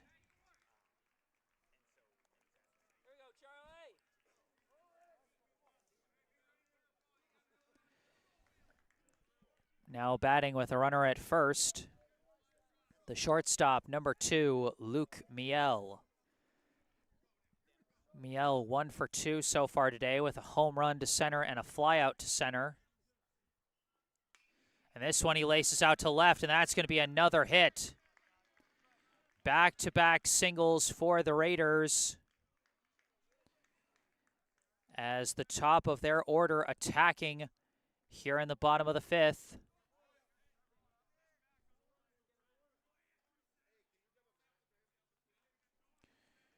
I think Brookline might be getting some action started in the bullpen here in the bottom of the 5th with 2 runners on. And Tate Banish representing the potential tying run at the plate. First pitch briefly gets away from Hom, and Redgate takes advantage.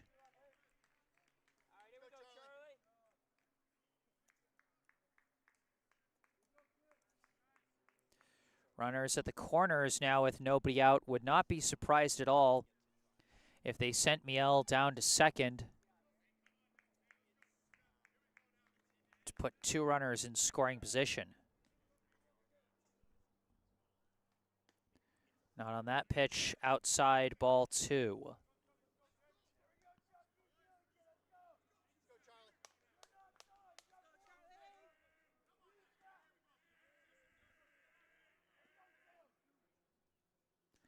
That one misses outside as well, ball 3.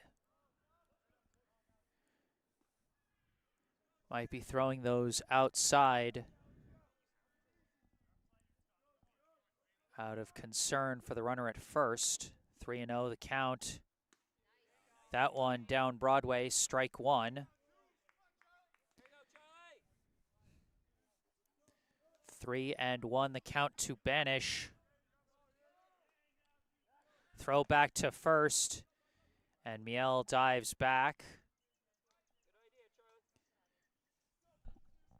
Keeping the runner honest.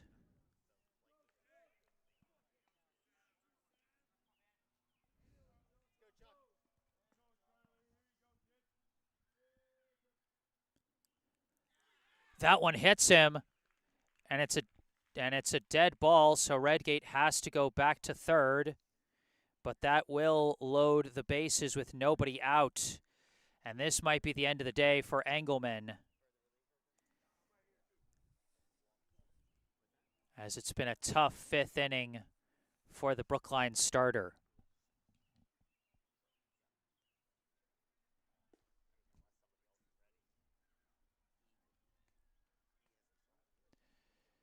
Yeah, that one was clearly intended to be a curveball, but just hung on him and did not curve in, and hits Banish to load the bases.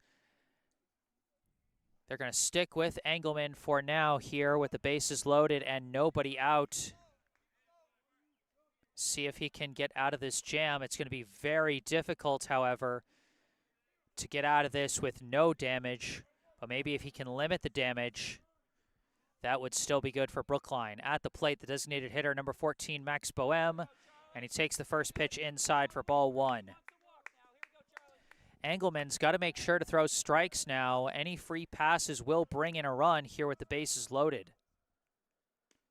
That one inside as well, ball two.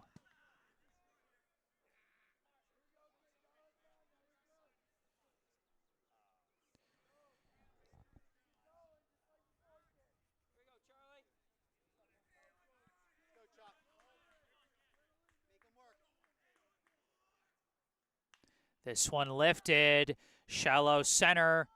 Brendel calls for it and makes the catch, and the runners hold. Big first out get for Brookline. One out that holds the runners. And now a ground ball in the infield could potentially end the inning with no score, but that's still a task in itself. Now batting the right fielder, number 4, Ryan McCausland. First pitch, high and away, ball one. McCausland, his last time up, drew a walk and came in to score, hits one in foul territory, and that's going to fly out of play.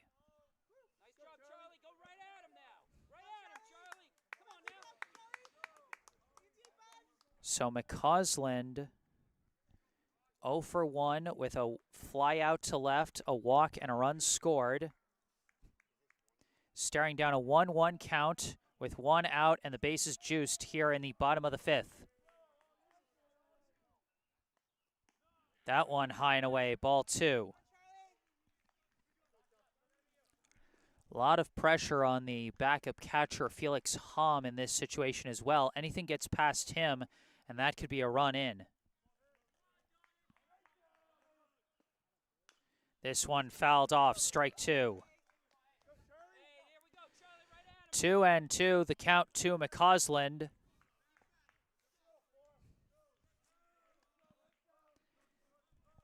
Engelman hoping to get this second out without moving the runners. McCausland hoping to help fuel a potential comeback for the Raiders.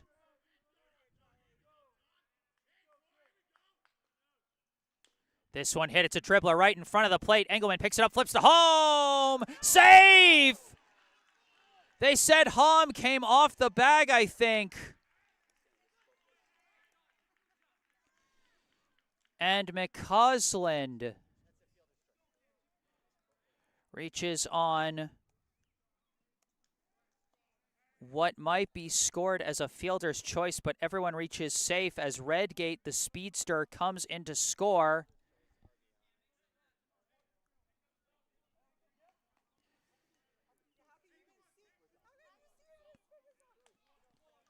Tough play there for Brookline.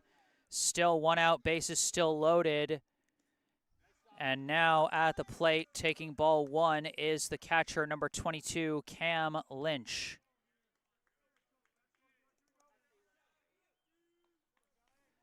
Five to 3 the score. Banish the tying run at second.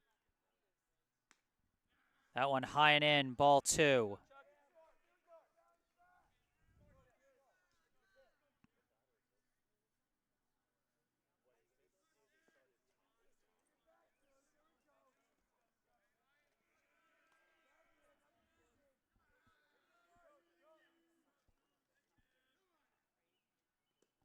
That one misses, ball 3. One more ball, and Wellesley would bring in another run and make this a 1-run ball game.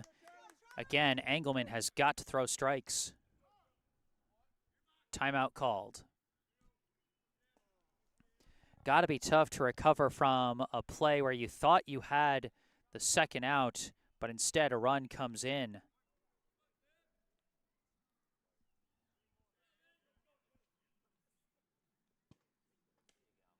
That one in the zone, strike 1. 3-1, the count to Lynch. 1 out, bases loaded here in the bottom of the 5th. 2-run ball game, and Engelman asks for a new ball.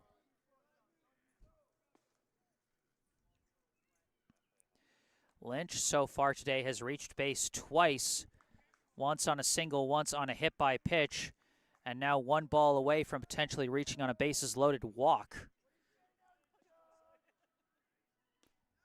And that one low, and he does reach on a bases loaded walk.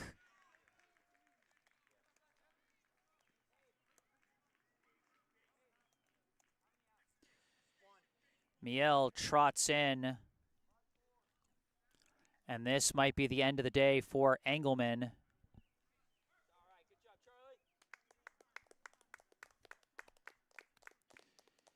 And in fact, I think it will be.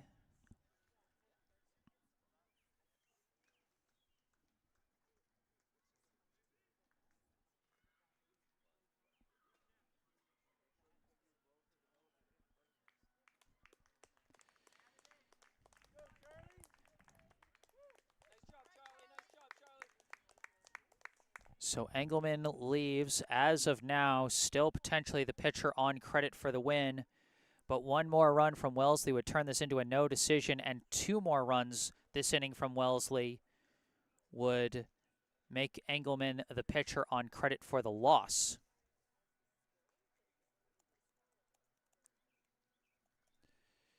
It looks like they're going to put Elias Brendel on the mound in place of Engelman.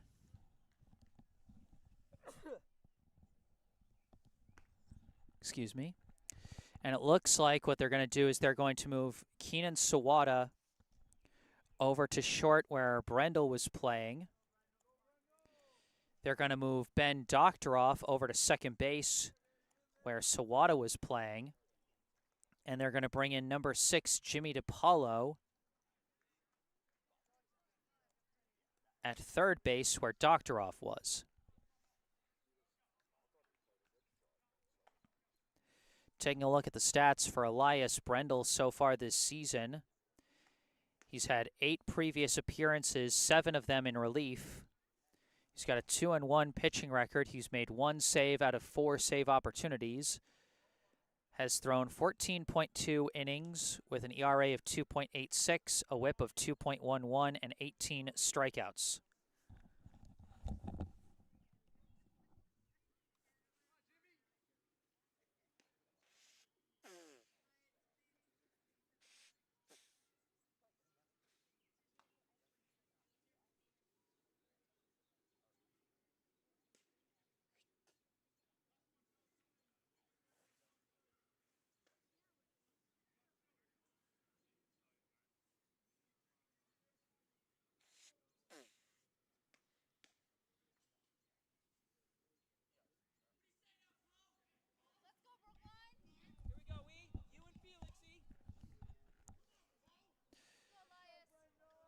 So the first batter to face Brookline's new pitcher, Brendel, will be the third baseman, number 15, Charlie Carpenter. Hits one, foul up the left field side, strike one.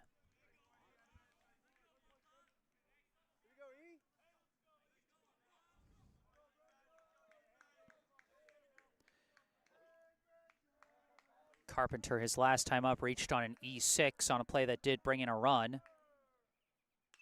This one he skies, stays in the infield. Doctoroff tracking it, and he's got it for out number 2 as the runners are held again.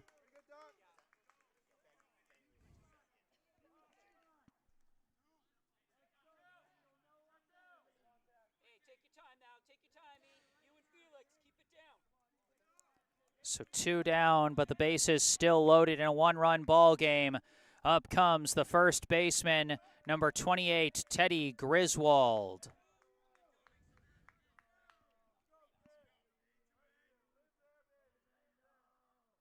First pitch swung on and missed. Ball briefly got away from Hom, but not far enough.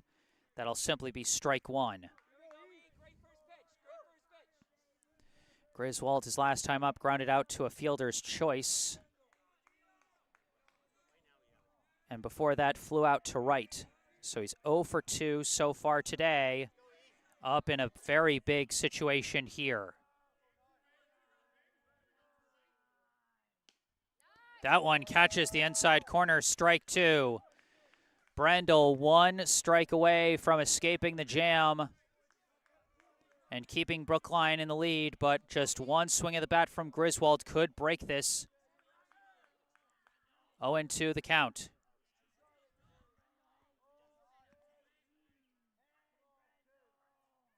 That one high, ball 1.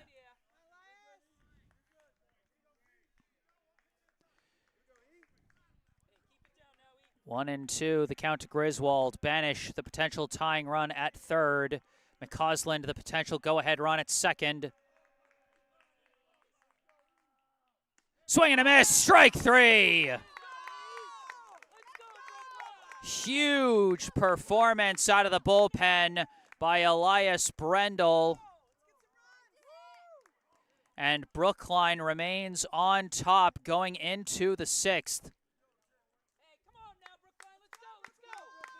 Boy, all the difficult situations that Brookline has asked Brendel to come in for this season, and all the times that inherited runners have been allowed to score. I mean, you saw the number of saves made versus save opportunities. He's had some tough outings in the past, but he comes through clutch with that one.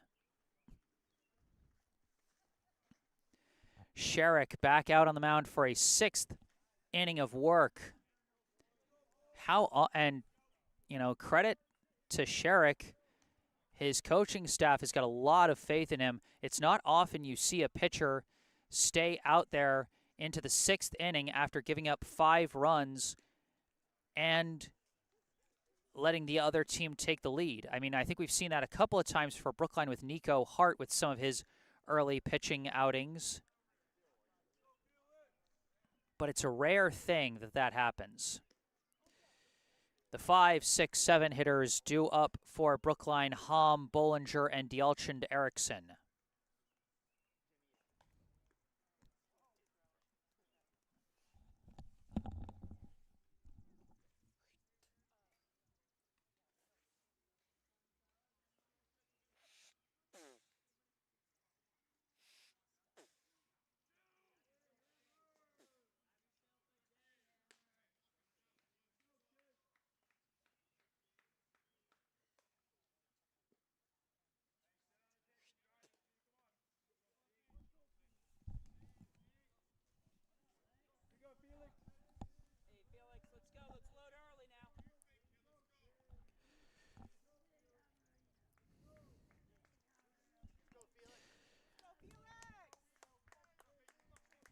Leading off for Brookline here in the top of the 6th, the catcher, number 13, Felix Hom. First hit, grounds it up the third base side, strike 1. Hom has reached base safely twice so far today with a single and a reach on an E6.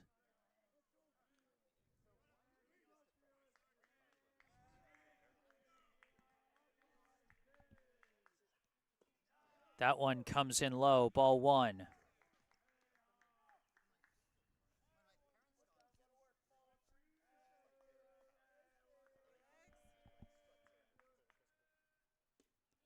That one just low, ball two.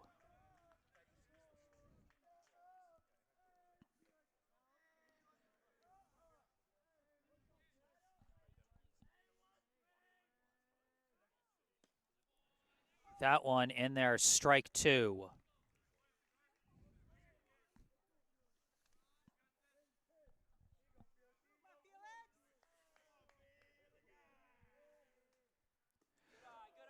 Did he check his swing? He did, just barely. Full count now to Hom.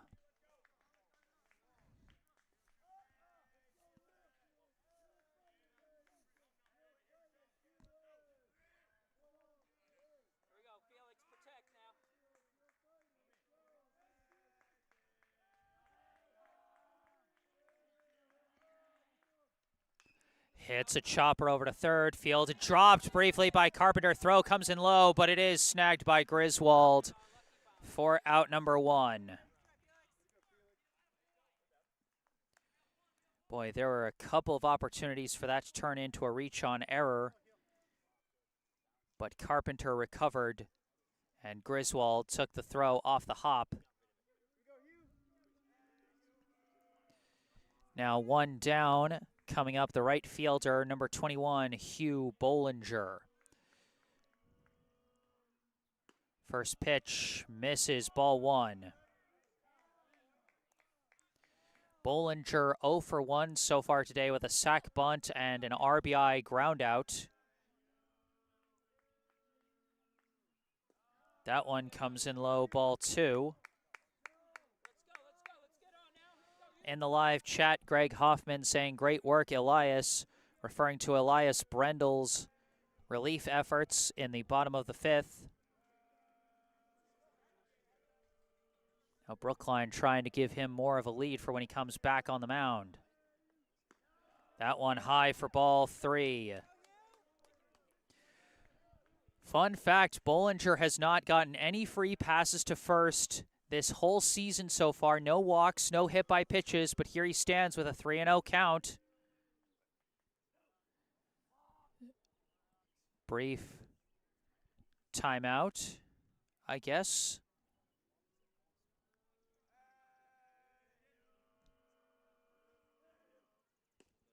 That one hits the zone, strike one.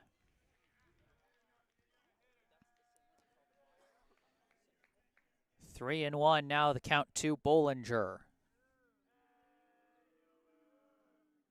And that's low, and Hugh Bollinger does earn his first ever high school baseball career walk. In the third to last game of the regular season, Hugh Bollinger gets his first ever base on balls. And that is going to be the end of the day for Sherrick.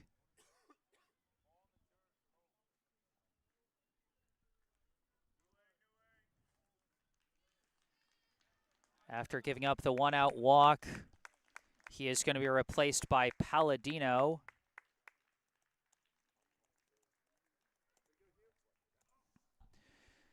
If Wellesley cannot at least tie the game before this game ends, then Sherrick will be the pitcher on credit for the loss, as he goes 5 1/3, gives up 5 unearned runs, as really it was just that 1/3 inning that plagued him, and there were a few defensive mistakes that proved costly.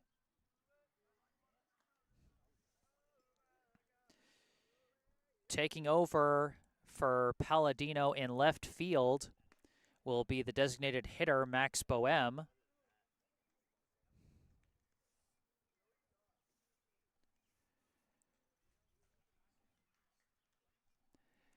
And as we get into the later parts of the day, I mean, I know we're in the later part of spring, so the daylight going to last a little longer, although it's been overcast all day, so we're not getting a ton of sunlight right now.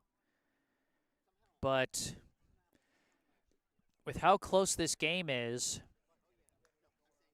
and how long we've been going, it is important to note there are no field lights out here at Sprague Field. And we've seen it happen once before where these two teams, in fact, we saw it just last year, where these two teams went into extra innings and the game had to be postponed to the next day due to darkness.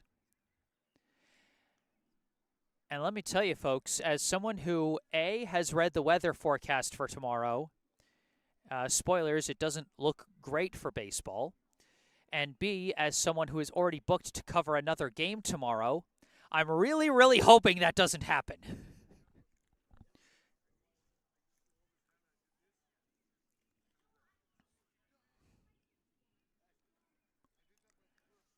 We got a brief meeting with the officials right now.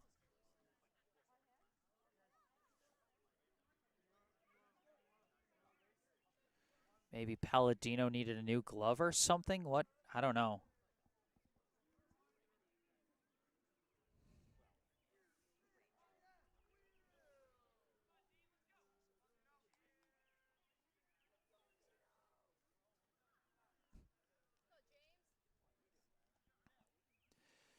And it will be Palladino warming up on the mound for the Raiders, coming on in relief of Sherrick, with one out and a runner at first here in the top of the sixth. The first batter he will face will be the Brookline first baseman, number 7, James Dialchund Erickson. It's going to be a very different experience for Brookline as now a lefty pitcher on the mound, so everything coming from the other side, different kind of spin on the ball, and Brookline's going to have to adjust. Dialchund Erickson, the first one to get that chance.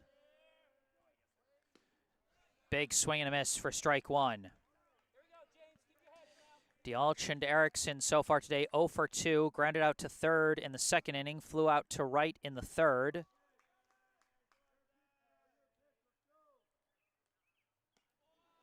Takes strike 2 there.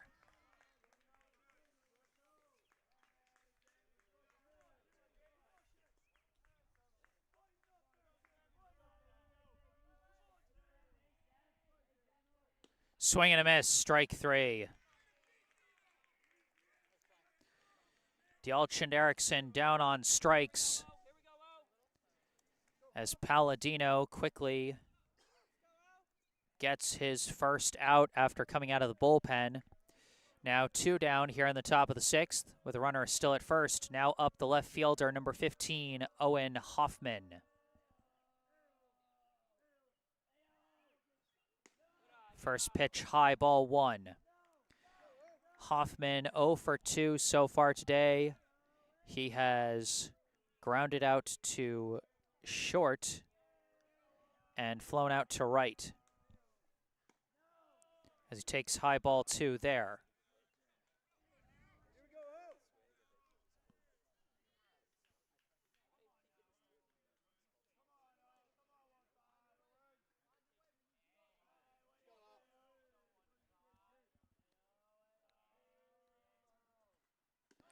That one's going to miss for a high ball 3. A hitter's count to Hoffman at 3-0.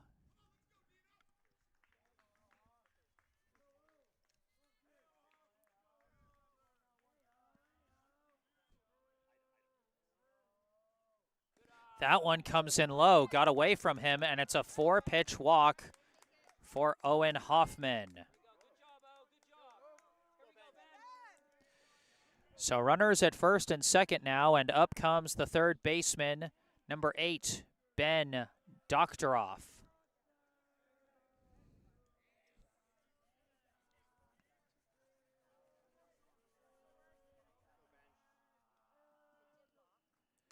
First pitch slices it foul and out of play, strike one.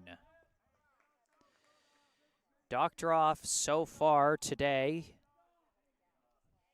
he is 0 for 2, has popped out to the catcher and grounded out to second.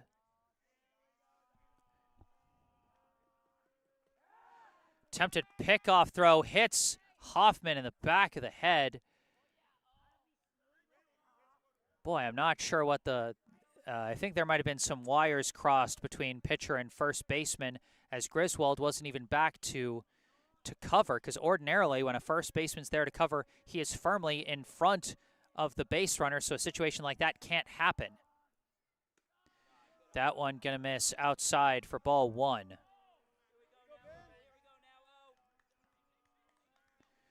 Bollinger at second, Hoffman at first. Brookline trying to extend their lead.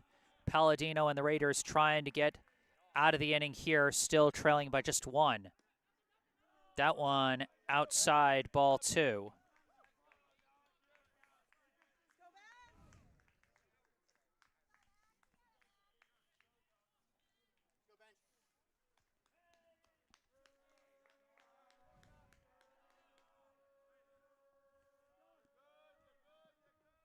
That pitch misses outside as well, ball three.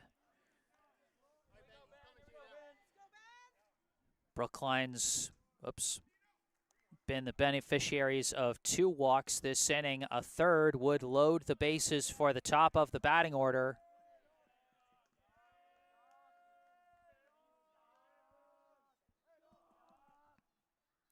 And Doctoroff fouls that one off, strike two.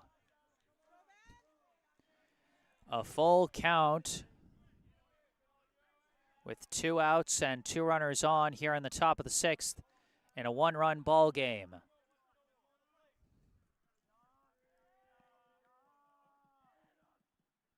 Runners take off, and it's ball 4. Doctoroff with a good eye there as he draws ball 4 and loads the bases. 2 down, and the bases full. Now up the second baseman, number 5, Keenan Sawada. Sawada 1 for 3 so far today with a run scored as he takes strike one. His last time up, grounded out to third to end the 4th. Takes strike 2 there. 0-2 the count. Bases loaded, 2 outs. Brookline 5, Wellesley 4 here in the top of the 6th. And a check swing foul from Sawada keeps him alive at 0-2.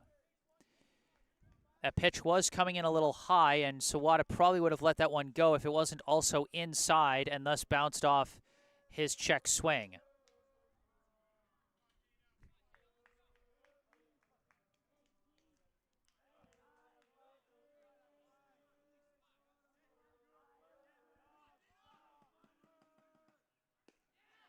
That one misses outside, ball 1. I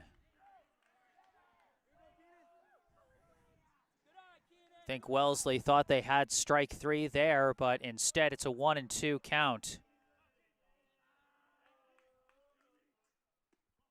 That one just misses, ball 2. Keenan Sawada with nerves of steel staring down these pitches with 2 strikes against him. 2-2 now the count.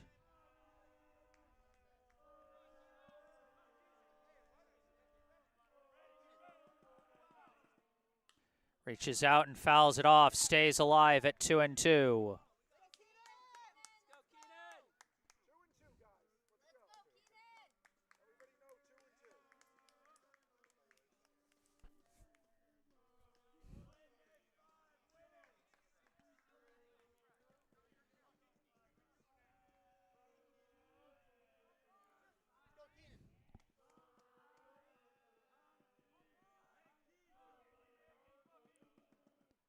That one low, ball 3.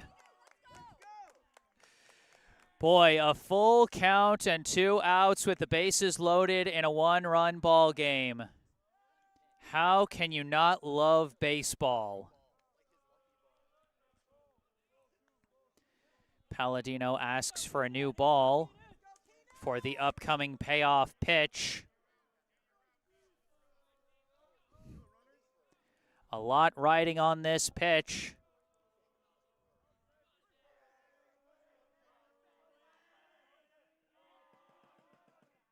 And Sawada hits a hard one, but it's right at the shortstop. Not going to be able to get him at second. At first, they get him. And so Wellesley does get out of the bases loaded jam.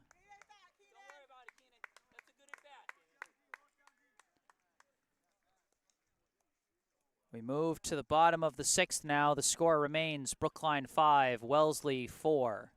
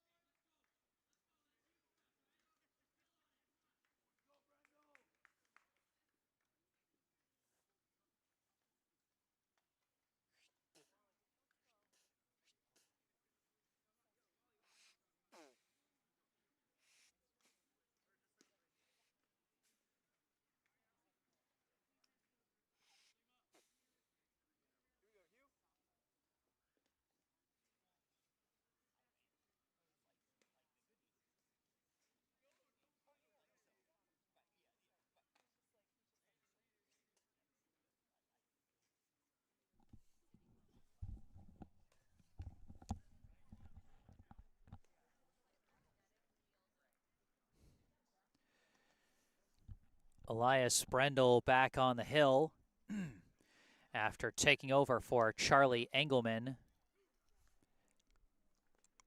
in the bottom of the fifth.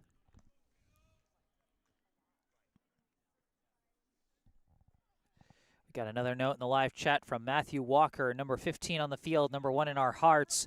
Uncle Matt watching from Cleveland, referring, of course, to Brookline's number 15, Owen Hoffman.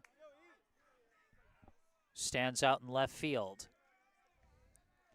It'll be the 9-1-2 hitters facing off against Brendel here in the bottom of the sixth. Leading off, the pitcher, number 11, Max Palladino.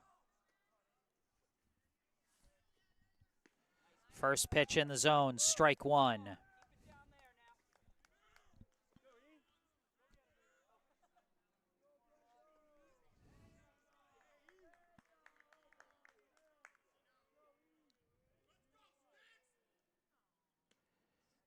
That one misses outside, ball one.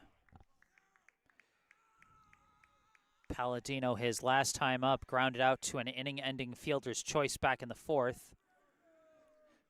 Before that, flew out to center to end the second. So 0 for 2 so far today as he takes high ball 2.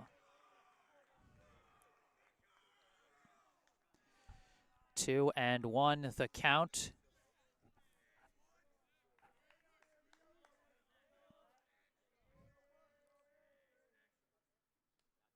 That one misses outside, ball 3. A 3-1 count to Palladino here to start the bottom of the sixth.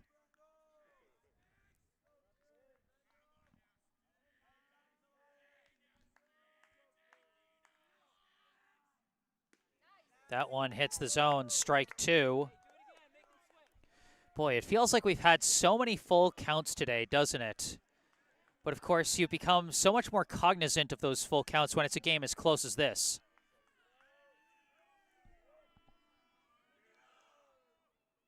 That one skips in, ball 4. A leadoff walk, and the potential tying run is now on the bases. We cycle now to the top of the Wellesley batting order. Now coming up, the second baseman, number 7, Henry Redgate. Redgate is 1 for 3 so far today. Shows bunt, pulls back. Low ball 1. Redgate has grounded out to second, and he's gotten a single and come in to score.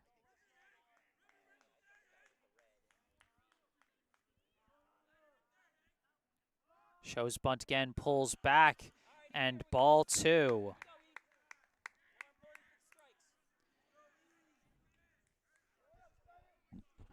Boy, we've had a few moments where a few frames have just cut out, but overall, Wi-Fi connection's been good today. This one a grounder, and it gets past Apollo into left, and a single for Henry Redgate. Moves the potential tying run into scoring position and puts the potential go-ahead run on the bases. Tough start to the inning for Brookline. Now coming up, the shortstop, number 2, Luke Miele. Miele 2 for 3 so far today. A solo home run to center, a flyout to center, and then a single along with a second run scored.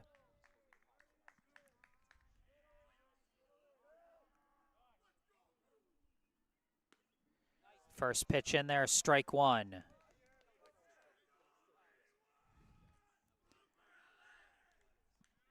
So Redgate with that last single really took advantage of how Brookline's been pulling in the corner infielders on him to hit that one past Apollo down the third base line.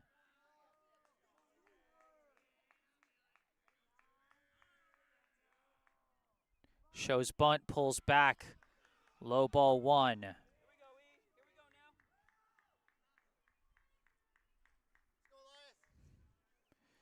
1-1, the count to Miele. And these bunt shows have been throwing off Brendel a bit.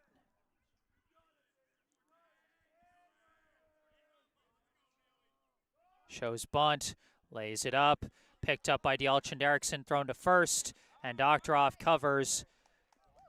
But Miele does his job with the sac bunt. Moves 2 runners into scoring position for the meat of the order. As now coming up, the center fielder, number 27, Tate Banish, and there he goes down to first on an intentional walk. A smart move not only to take away the threat of Banish's bat, as he is a prolific hitter for the Raiders, but also creates a force at every base.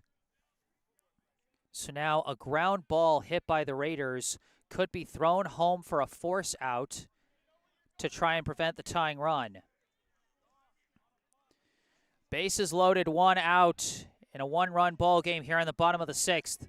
Now coming up, the left fielder, number 14, Max Boehm.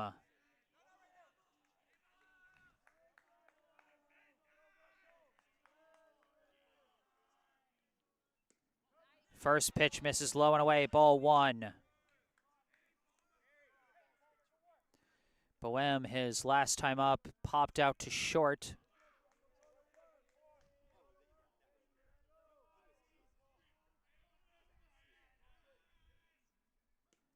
That one catches the outside corner, strike 1.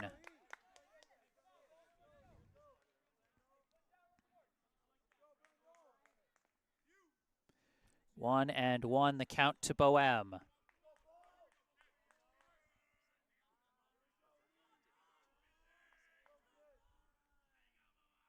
Swing and a miss there. Caught him with the off-speed, strike 2. You could tell Boehm was way out in front of that one as Brendel hit him with the changeup. 1-2 now the count.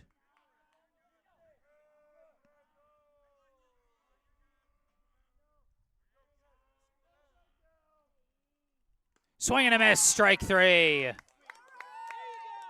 Huge strikeout for Brendel.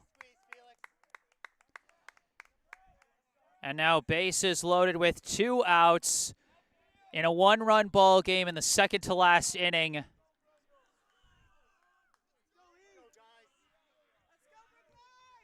Now batting the right fielder, number 4, Ryan McCausland.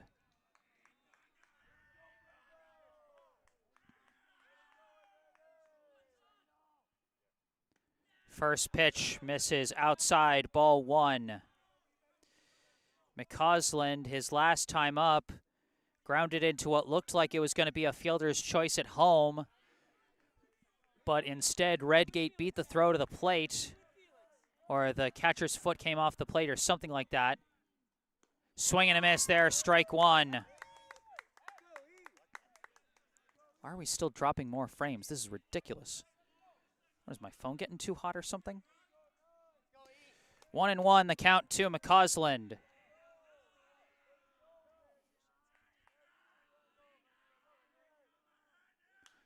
He reaches out, lifts it. Looks like it's going to be in foul territory. A couple players racing after it. Caught by DiPaolo!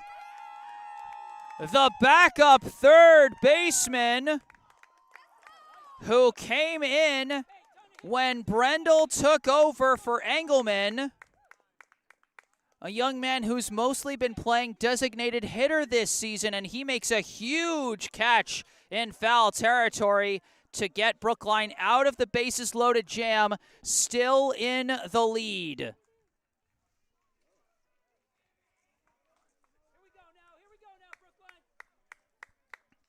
Through 6, the score, the Brookline Warriors 5, the Wellesley Raiders 4.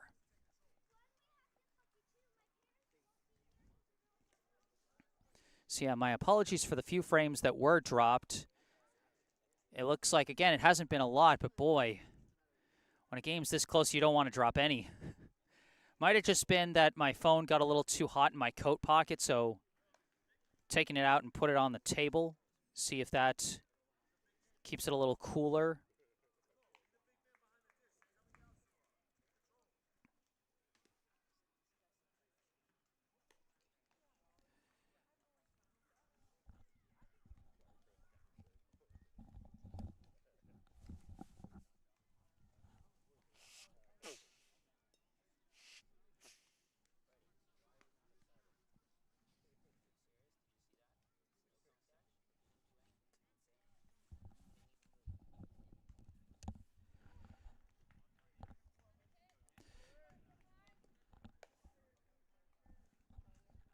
But again, I just have to emphasize what a clutch play by Jimmy DiPaolo over at third to end that inning. I mean, sending DiPaolo out to third was honestly a bit of a surprise move. You know, Charlie Engelman's played a lot of games at third base for Brookline. You'd think that it would be natural to just put him over at third after you take him off the mound. But Brookline decided to move Engelman to the DH spot, and they moved their original third baseman, Doctoroff, over to second while moving Sawada to short, and they put DiPaolo at third. Ended up paying off in a big way there. Now the 2, 3, 4 hitters coming up for Brookline, starting here with the center fielder, number 14, Harrison Siegel. First pitch from Palladino misses outside, ball 1. Brookline trying to give Brendel a little bit more of a cushion to work with in the bottom of the 7th. As that one misses as well, ball 2. Siegel, his last time up, went down on strikes back in the 5th. Before that, reached on an E4 in the 3rd and popped out to short in the 1st. Check swing grounder, pulls Griswold out to get it, flips to first, and Palladino covers for out number 1.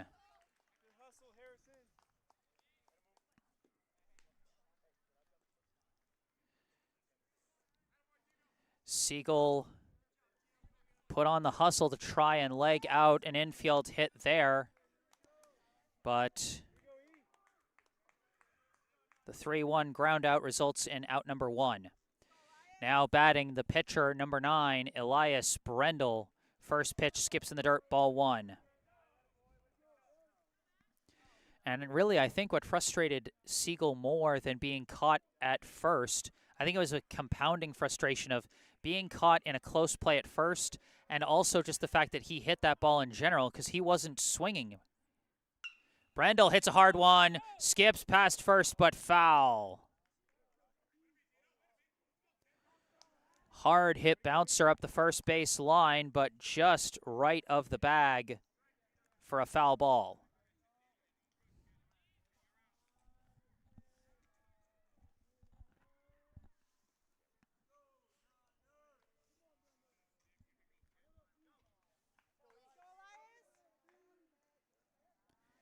One and one, now the count to Brendel. And that's going to miss high for ball two. Brendel, his last time up, he flew out to left. Before that, reached on an E5 and came in to score. And before that, drew a walk. So 0 for 2 so far today. That one's going to miss for ball three. Brendel has been among the team leaders in walks throughout this season, currently tied for second with the presently injured Avery Melton at 13, or actually now 14. But he lifts this one deep out to left, and back to get it was Boehm. Good contact by Brendel, gave it a ride, but just didn't get it to the right spot. So 2 down, and now coming up, the designated hitter, number 22, Charlie Engelman. Engelman, of course, has had the biggest offensive play for Brookline so far today with that 2-run ground rule double back in the third as he takes strike one. That third inning, still the only inning that Brookline has scored in so far today. And he did check the swing there. He was very close to going around, but just manages to hold up ball one.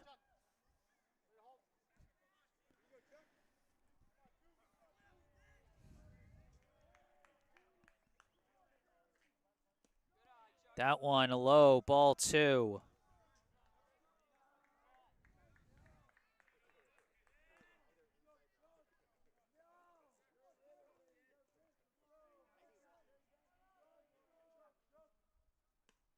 That one in there, strike, excuse me, strike two.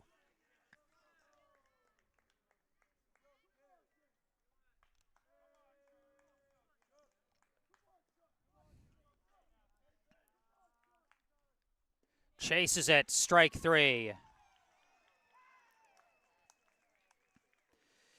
It all comes down to this. We move to the bottom of the seventh. Brookline 5, Wellesley 4. And we see some defensive moves that Brookline has made. They've put Doctoroff back at third. They've moved Dialchand Erickson over to second, and they've put Adam Rosenblatt, number 16, at first base.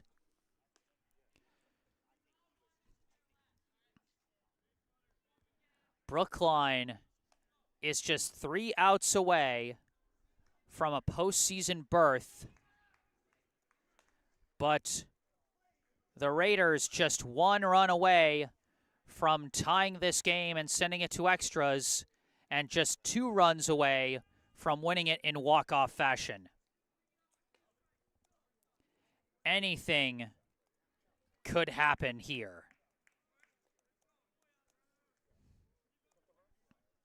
As Brendel returns to the mound to try and close the door, he will be facing the 6, 7, 8 hitters Lynch, Carpenter, and Griswold.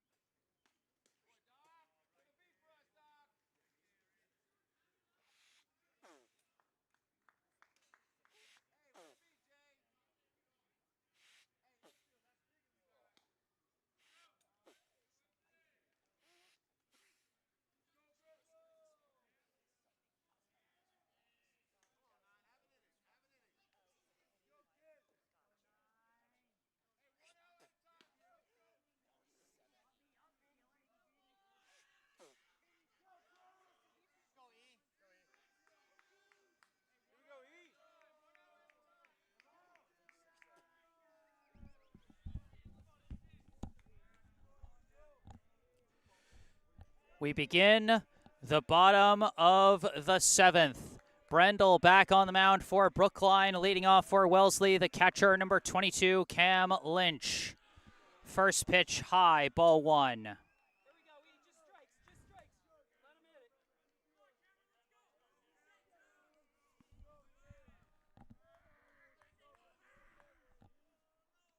Oh, that hit him.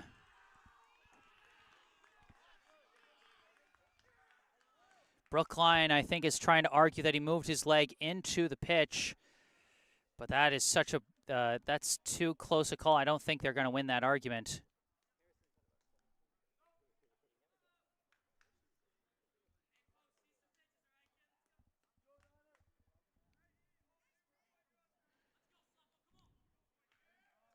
Brookline coach Brendan O'Connor still trying to debate the point.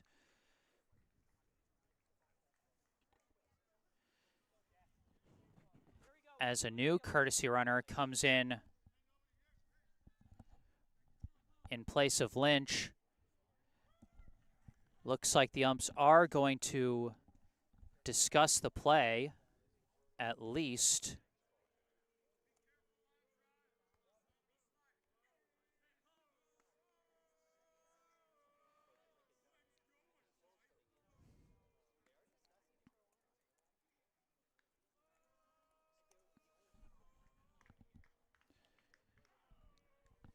The courtesy runner that Wellesley has brought in for Lynch is number 5, Declan Ahern. And they do uphold the call of the hit by pitch.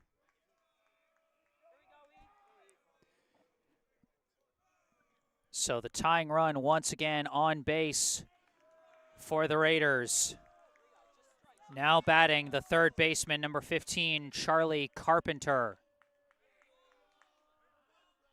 Shows bunt, lays it down. Brendel charging in to get it, throws to first. That is out number 1. The runner does move down to second.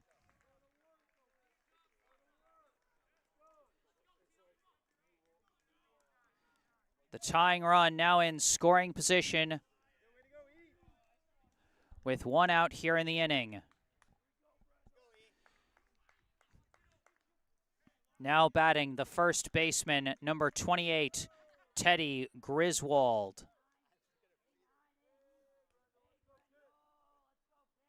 First pitch comes in low, ball 1.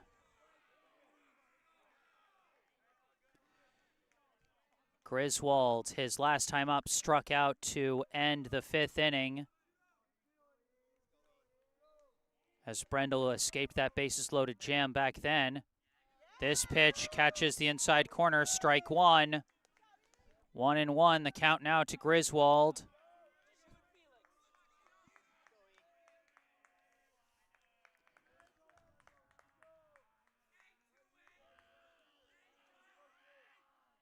This pitch fouled off, strike 2. 1-2, now the count to Griswold.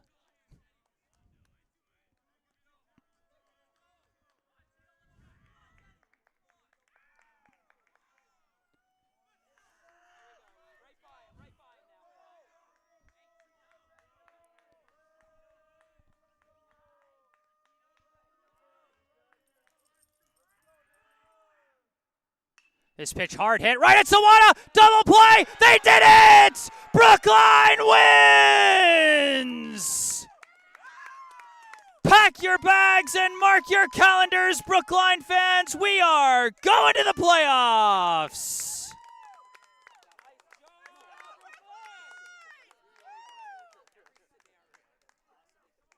The Warriors have been waiting so long, and finally, off a line drive caught by Keenan Sawada and tossed to James D'Alchin-Erickson at second for the pickoff, the Brookline Warriors secure magic win number 10. The Brookline High baseball team will be competing in this year's state tournament. The final score here at Sprague Field, Brookline 5, Wellesley 4.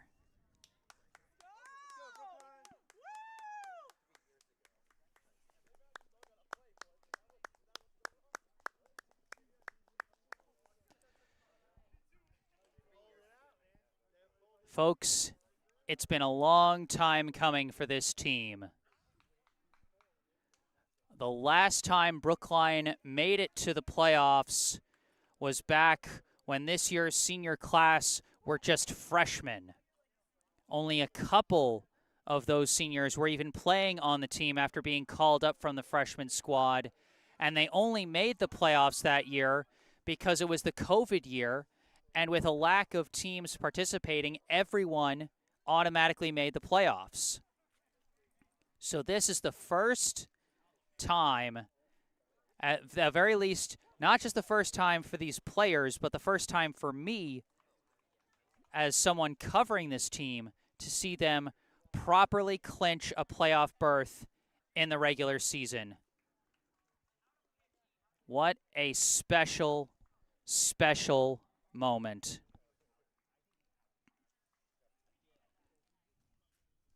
Brookline improves to 10-8 on the year. Even if they lose both of their remaining regular season games, they will finish with at least a 500 record, which, even if they finish outside the top 32 in the MIAA power rankings, that 500 or better record guarantees them a spot in the state tournament. And after all the highest highs and lowest lows that this season has had to offer, the 7-game winning streak, the 9-2 start, the 6-game losing streak, and finally, the win today. Huge, Felix. Huge performance behind the dish today, man.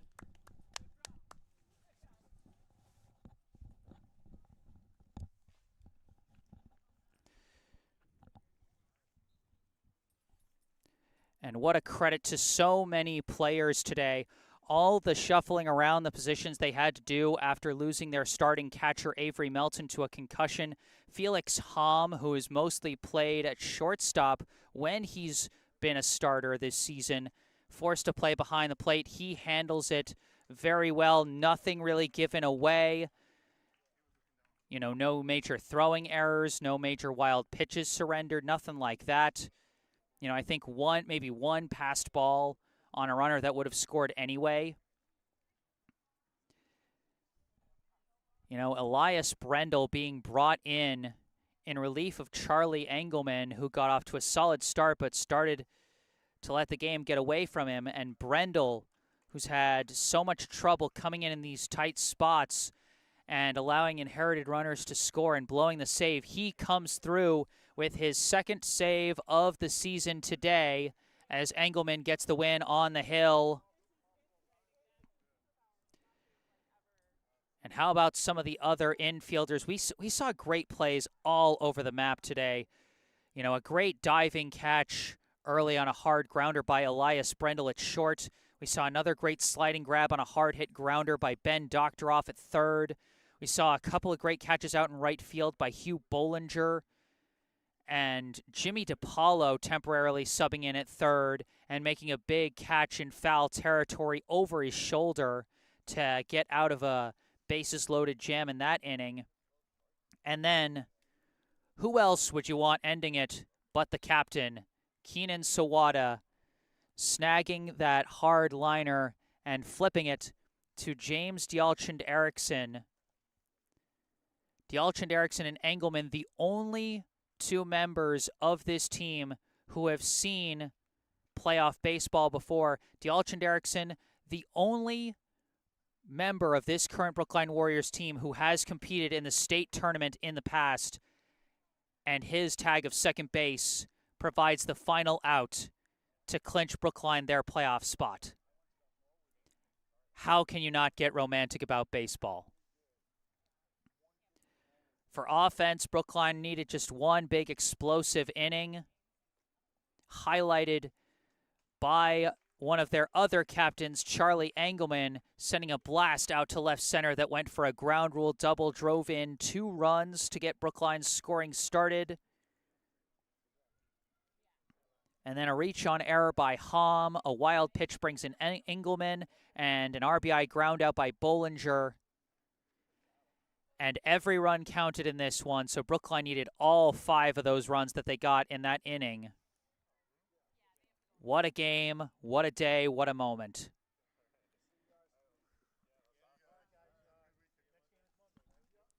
We got a few notes in the live chat from Barbara Joe Metzger, a very simple yes in all caps, as well as saying, yes, Keenan, way to go.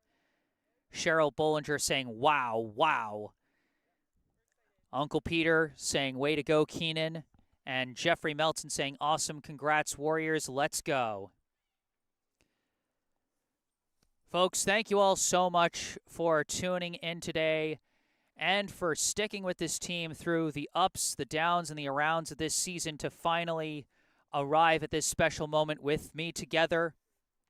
Thank you for tuning in for this special one. Remember, if you enjoyed this live stream, be sure to hit that like button and subscribe to the channel to stay up to date on all my upcoming live streams. Remember, there's still a couple of games left and a special one coming up for this team on Monday. Senior Day game on Monday at Warren Field. I think it's scheduled to start about 4 o'clock as they'll be taking on rival Newton North in a celebration of their senior class of 2024. So be sure to stay tuned for that and more. Subscribing to the channel can help. Thank you so much to all of you who brought the good vibes in the live chat today. Remember, if there's anything you'd like to say after the live stream is concluded, you can say it in the comment section down below. Also, be sure to go down below to the description section of this video where you can find a link where you can donate to the At Bat for Brookline Booster Club if you would like to support the Brookline High Baseball program financially. Check out the link and phone number for our local charity Spotlight, the Brookline Food Pantry. Find out how you can help feed your community. And then below that, in the description section and also in the bottom right corner of your screen, you can find some links that are related to me, my personal website, jessesports.com, where you can find out more about me, the freelance sports broadcasting services that I provide to various teams, and how you can commission those services for your favorite team. Or if you want to skip past all that, you can simply email me directly with any questions or requests you may have. And remember to follow me on Instagram, where I post highlights from previous live streams, as well as the links for upcoming live streams. But for this live stream, that is going to do it. Final score, Brookline 5, Wellesley 4, and as Greg Hoffman says in the last note of our live chat for today, perfect note to end on, postseason, here we come. From Sprague Field in Wellesley, Massachusetts, I am Jesse Mayfield-Sheehan. Thank you all for watching, and have a good night.